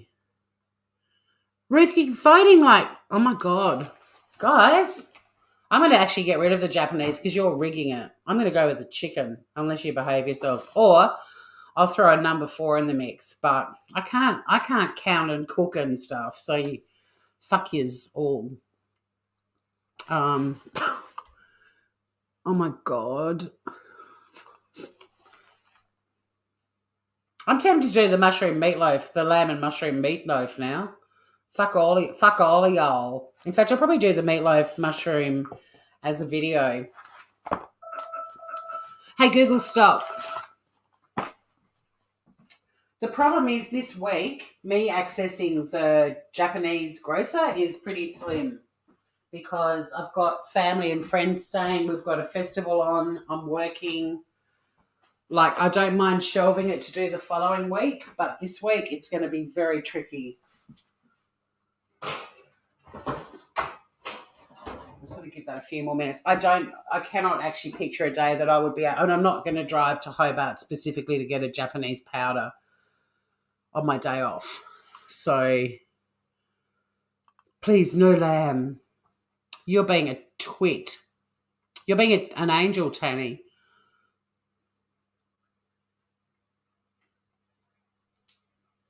Save the baby lambs.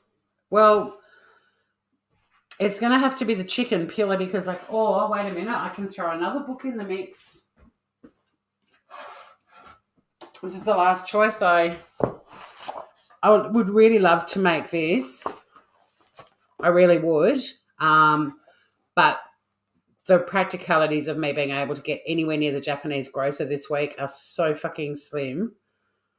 And I'm not driving my normal car. Like, there's a lot of shit going on. I've got house guests. So I'm going to save that one. I will do it the following week. I promise. It just won't be happening this week or next weekend. Sorry, guys, but I'll pop it over here so I can make a list of ingredients. I will do that for sure.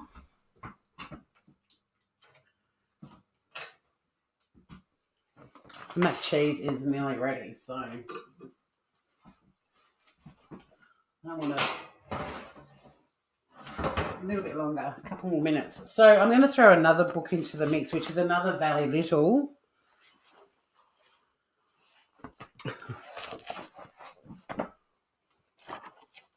Always an angel. You are, Tanny. I don't know why you chose right at the front. It's all breakfasts and it's granola. So I'll probably do a video about that too. I'll show you how to make granola because I love granola and I'm getting low on my Persian breakfast sprinkle. But you chose the number, not me. Anyone who knows cookbooks knows the good shit's in the middle, not at the start. Ruth, I've put the books over on the other table. I'm so buggered, dude. Fuck.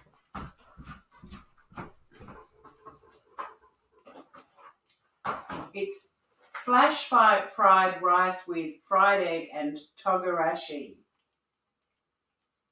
And it only needs 1 flippin' tablespoon. I can have a look at Coles down here, but in the international food aisle, but I'm not confident, but you never know.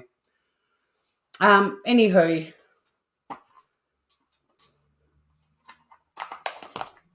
nobody seems terribly excited about the chicken.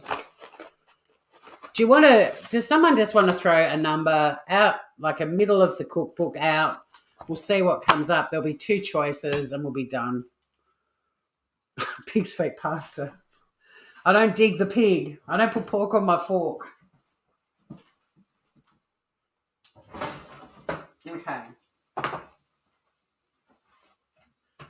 And my dinner's almost ready. I'm just going to let the mac cheese cool down a tiny bit because it's pretty hot. Hey, Val.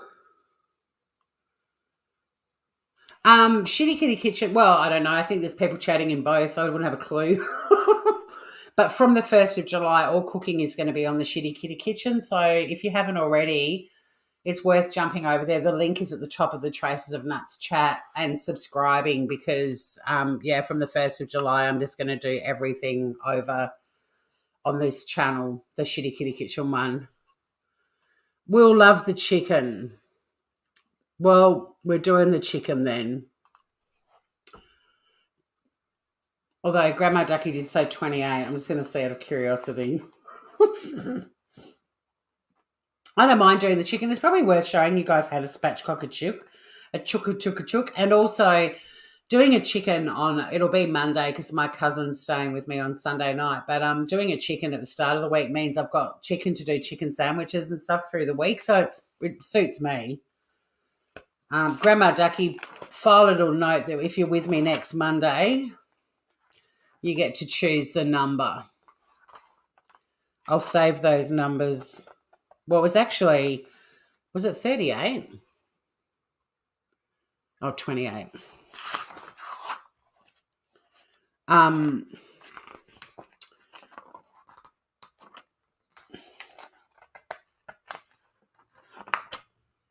It's an ad. It's an ad, and it's a dude holding a cabbage. So that's what we'll be cooking for Grandma Ducky in a couple of weeks' time. We're doing the chook, guys. We're going to learn how to spatchcock a chook. We're going to make a romesco sauce. It's going to be amazing. You're going to love it. Trust me. And there'll always be a dessert too. So don't forget that, guys. And I will promise you I will do, if I can get that, I'm just trying to work out when I can even go to Coles. But if I can stop at the supermarket, I'll have a look in the Japanese aisle, but I've got a feeling I'm going to have to go to the Japanese grocery in town, and they're quite a long way on foot from where I work. So, yeah, I get a half-hour lunch break. So, practically, it's not great. It's kind of possibly like, I don't think I've got anything in my – I'll have a look and see if I can maybe replicate it, but the problem with Japanese, not the problem, it's the good thing about Japanese, their spices and everything are so unique that's what makes it amazing food. I don't think I'll be able to find a substitute, but if I can, I'll flip it. I'll do the rice eggy thing next week, and I'll do the chicken the week after. We'll see. I just want everyone to come here and have a good time. You should show us how to heat up your dude with the cabbage. Well, the way he was just holding it, like he could have just been holding two, right? Okay, let's eat. It's 7 o'clock. MasterChef starts in half an hour, and I want to do a little taste test of the two things we've done tonight for you groovers. So here's the mac cheese. And I'm just going to garnish it with that crispy fried sage that we made earlier. It's actually so crispy that it's breaking. It's very delicate, guys. I think if I used the tongs, it'd be worse than my fingers, to be honest. Look how pretty this is, guys. It's like mac cheese for grown-ups. Now, this is where the beer went. Most of it went in me, but this is where the beer went. That's so pretty. Okay, so there's our mac cheese, and I will make a little. Now I'm actually, when I log off, Boo Boo, I'm gonna cook up some green beans. I love green beans. I'm gonna have some with it as well. I like having a serve or two of veggies on the side, so I will be doing some beans. Where's the Grandma Ducky honorary fork? I don't know why chat stopped scrolling. Thanks, Wilbur. Sweet dreams, Will. We can eat now. We got a bit sidetracked. I'm going to see if I can get this Japanese powder. And if so, next week we're going to be doing a flash fried rice with a fried egg, Japanesey thing. Like, I love all that sort of stuff. I love rice bowls. I'll never be upset if we open a page and it's a rice bowl. I'll be like, yeah, baby. If I don't, because this week is just so, like, it is the busiest week of the year for me socially, even busier than any week in summer, even busier than Christmas. It's dark mofo. People are descending from all over the place, and on top of that, in the middle of it all, I've got to work too. So, yeah, it's just a bit of a crazy week. And if I've got people staying at home, I like to get straight home to them. I don't like even stopping on the way to get groceries and stuff. I like to be home straight away to hang out with people that have, you know, flown all the way here. So we'll see how we go. But it'll either be a Japanese rice dish or it's going to be a spatchcock chicken. This is pretty hot, but I'm going to blow on it like our mummies used to.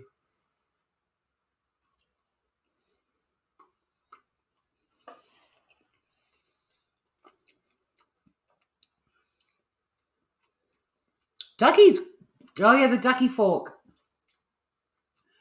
Ducky has been fucking hilarious as always. Everyone has.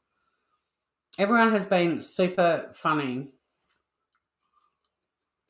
Unless something's happened in chat that I've missed. This is now my favourite mac and cheese. The beer, it just adds a bitter, smoky, robust flavour. It's really good. I never would have thunk it.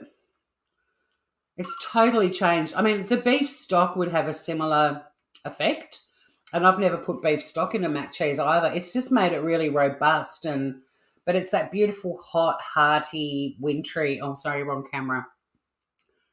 It's that gorgeous, hearty, wintry. The bacon, the beer, the bacon flavours right through it because I made the white sauce using the bacon fat and some butter.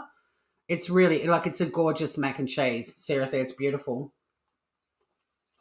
And those little crispy bits of sage.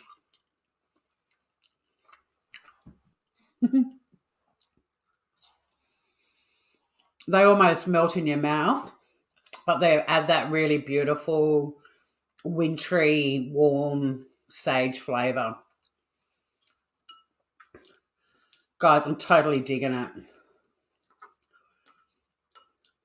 I've been giving really stupid scores. I'm actually going to start to be serious. But as far as this goes, this is the best mac and cheese I've ever made, for sure.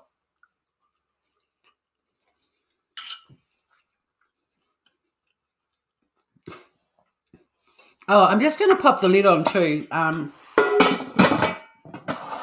This is actually a chicken roasting dish that I use, but it's so handy because it's got the lid and you can just chuck it in the fridge. You don't need to put it into a different container and keep it. But I'm just going to put it over there so it stays warm. In fact, I'm going to pop it back in the oven with the lid on.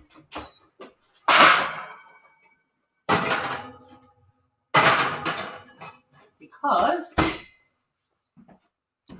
I want to taste the rhubarb crumble. But this is really, really yummy, guys. You probably don't need to see this camera anymore. Yeah, it's absolutely divine. Oh, hang on.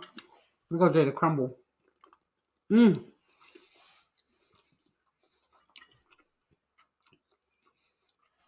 Watching me eat. Watch me eat, fuckers. It's ASMR. Nom, nom, nom, nom. This is so good. And the cheesy bits have got like a little bit of golden brownie. Oh, my God, it's so good. Make it, guys. You will not regret it. Okay.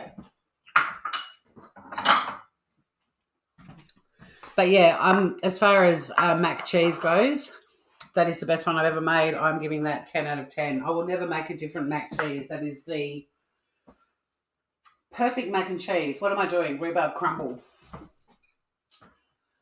Now, this is for Ruth. The bowl is still pretty hot, so I'm being careful and using mitts. But Ruth mentioned earlier, and I'm in the same gang, to serve it with custard. And I could have made custard, but it's fucking hard. It's labour intensive.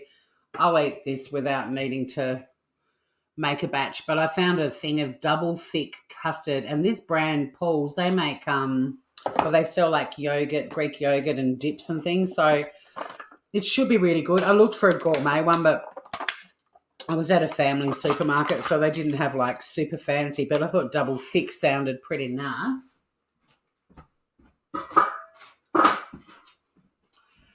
We did embellish the rhubarb crumble recipe out of Marian Keyes' book a little bit by adding, I added some freeze-dried blackberries because I just happen to have some in my house, as you do. Oh, she's got a big chunky crumble. I think I went a bit over the top with the crumble, to be honest. The ratio should be like at least 50-50, but I'll try and get some fruity goodness out of the bottom. There we go. Oh, this smells incredible. There's steam pouring out of it. I'll just put another bit of... I'm styling the food, guys. Whoops. Styling the food and trashing my bench. Oh, shit. Hang on. I forgot to plug my phone back in. Oh, it doesn't matter if that dies anyway. That just means you won't see the last 3 minutes of my head. I don't think that's a bad thing. All right.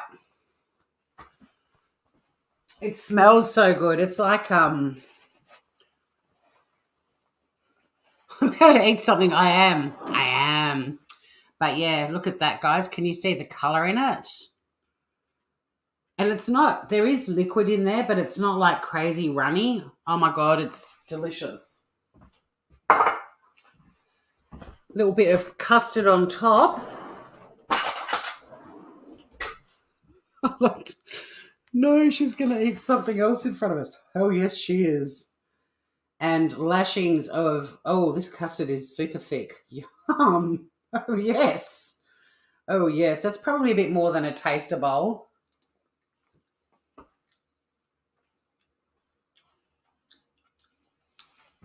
It's a great custard, and I didn't have to make it. I can make it. It's painful, though, especially when I had all that other shit going on over there. It's not bad. My grandmother's custard is better than that custard, but she's no longer with me, so or with us. All right, so here, Groovers. Rhubarb crumble, rhubarb and black currant crumble with a bit of splodge on the side. Sorry about that. And a double custard. 2 out of 10 for the fucking crumble. That's harsh. That's really harsh. Gordon, thought you loved me.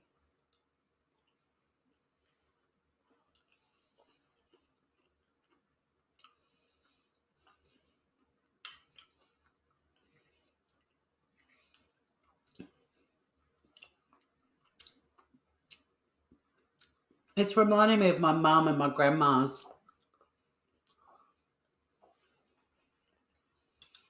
Yeah, like,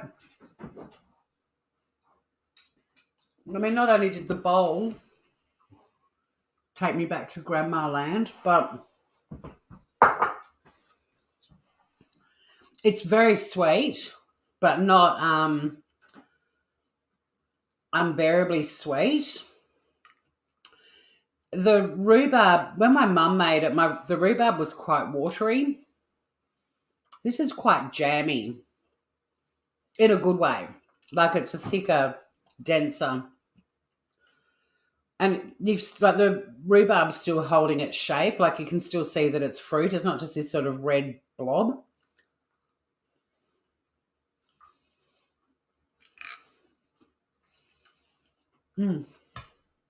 The crumble's really crunchy. It's oaty.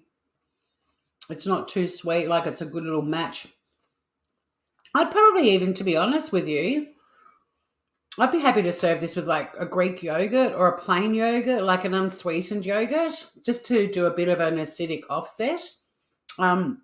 This custard isn't too sweet, luckily, but you probably could fuck this up unless you're a hardcore sweet tooth.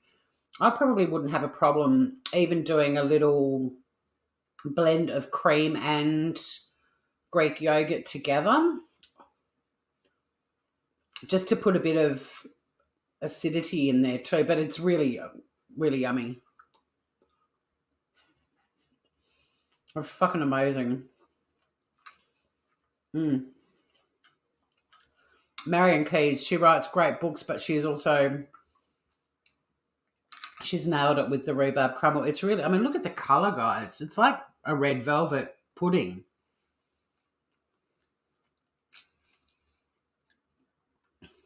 I love Gordon Ramsay, even the one in chat. I love all the Gordons. Yeah, I wish you could see the colour. Like, it's not showing it. It is like a red velvet pudding. It's incredible.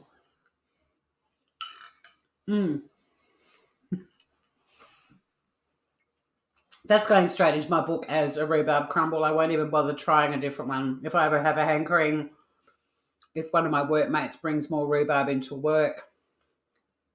I was going to make, I found a recipe somewhere in the house for rhubarb and custard muffins. So if I do get more rhubarb, I'll make those. But fuck, that will be a show in its own right. There's no way I can cook two things at once when I'm making them, because I will make the custard and everything else. But yeah, 10 out of 10. It's Black Book. It's going straight into my best of. I won't even bother trying a different recipe. That's really yummy. The other thing actually that I reckon would be worth doing for people with my kind of taste buds is cut up a Granny Smith apple, or like one of the more tart apples. I thought the blackberries are doing it a little bit, but I reckon an apple in with that rhubarb, it just give it a little bit of that tanginess, if you know what I'm talking about.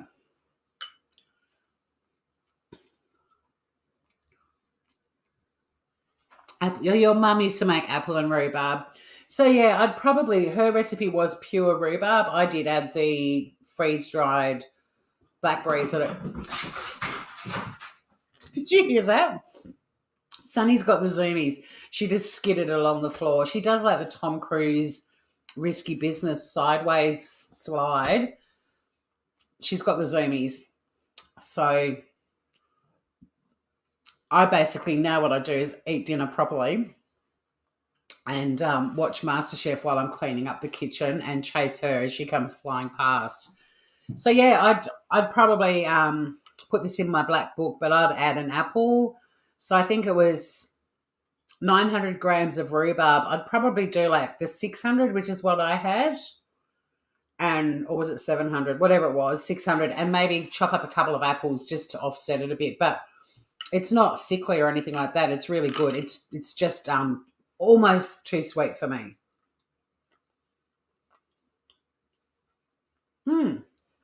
But then that piece was beautifully, that was that rhubarb that's really bitter and pungent. And so, yeah, chuck an apple in if you want to, make it the way it is. It's great either way, and it's a beautiful, hearty thing to be eating on a cold, wintry Tasmanian night. Someone else in chat said they like to do it with ice cream. I'm happy with the yogurt, the custard.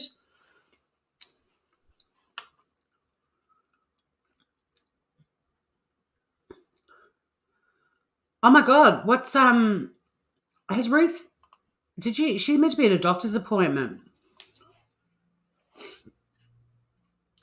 Poor Ruth, I'm so tired. I've had a busy day, and going live is tiring. Melma will vouch, and standing on your feet for a couple of hours. Setting up before I go live takes about an hour as well. And I've just taken all my books and everything over to the table, and Ruth was like, what was the Japanese dish called? I'm like, oh, fuck, I'm so tired. I did the melodramatic walk across the room to see what the recipe was called. I hope you're okay, Ruth. Yeah, it is. Yeah, the mac and cheese is calling me out. I want to end this while it's still hot. Not that it'd be a problem. Well, it's actually staying warm in the oven, so what am I talking about? But when I take the mac and cheese out, I'll pop the rhubarb in there too. That rhubarb crumble, my God, it just reminds me of so much about my childhood. And I hate to say it, Mum, but my mum was called Marian as well. But Marian Keyes' version is a little bit more refined than my mum's. I think Mum's, they weren't made with love towards the end of us being kids, if you know what I'm saying. Like, it got to a point with food, she's just like, oh, fuck, I've got rhubarb in the garden. There's your crumble. Shut up. Fuck off. No, they were still beautiful. Mum's crumble was nicer. Marian's rhubarb bit. I think it might be the ginger, to be honest. I think it's the ginger that makes the bottom bit taste different. It's really good. Yeah, being in character, exactly. But then I've been looking at all the shit that's happened on YouTube in the last few days, and I'm wondering if a lot of those people, their true colours are finally shining through, and they've been playing characters the whole way as well. Not like yours, where you're clearly playing a character, but you know what I mean? Some of them and what they're going through and the falls from grace that have happened makes you wonder if you're seeing the real person now, or, you know, did they start off the way they were and they've become fucked in the head because of YouTube? I don't know.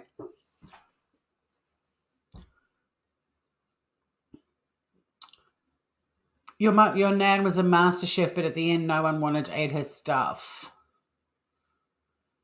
I know you've lost your mojo, Mel, but hopefully you had fun hanging out in here and you've got new knickers. So here's cheers to that. Thanks to everyone for hanging out with me. I wonder if any feedback about the split screen, if you think it's good and worth continuing, I'll do it again. It was kind of, now that I know what to do with the audio, thank you for everyone who gave me feedback, pun intended, at the start, how to sort the audio out. Well, not to sort it out, but when it was working and when it wasn't. Really appreciate that.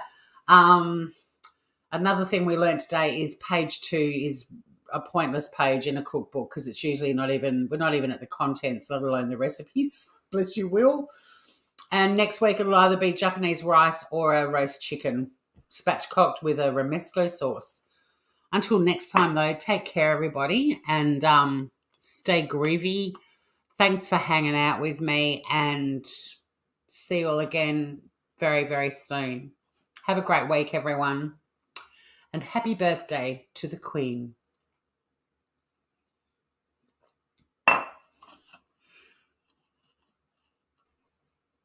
Bye, everyone. I'm still here. Still here.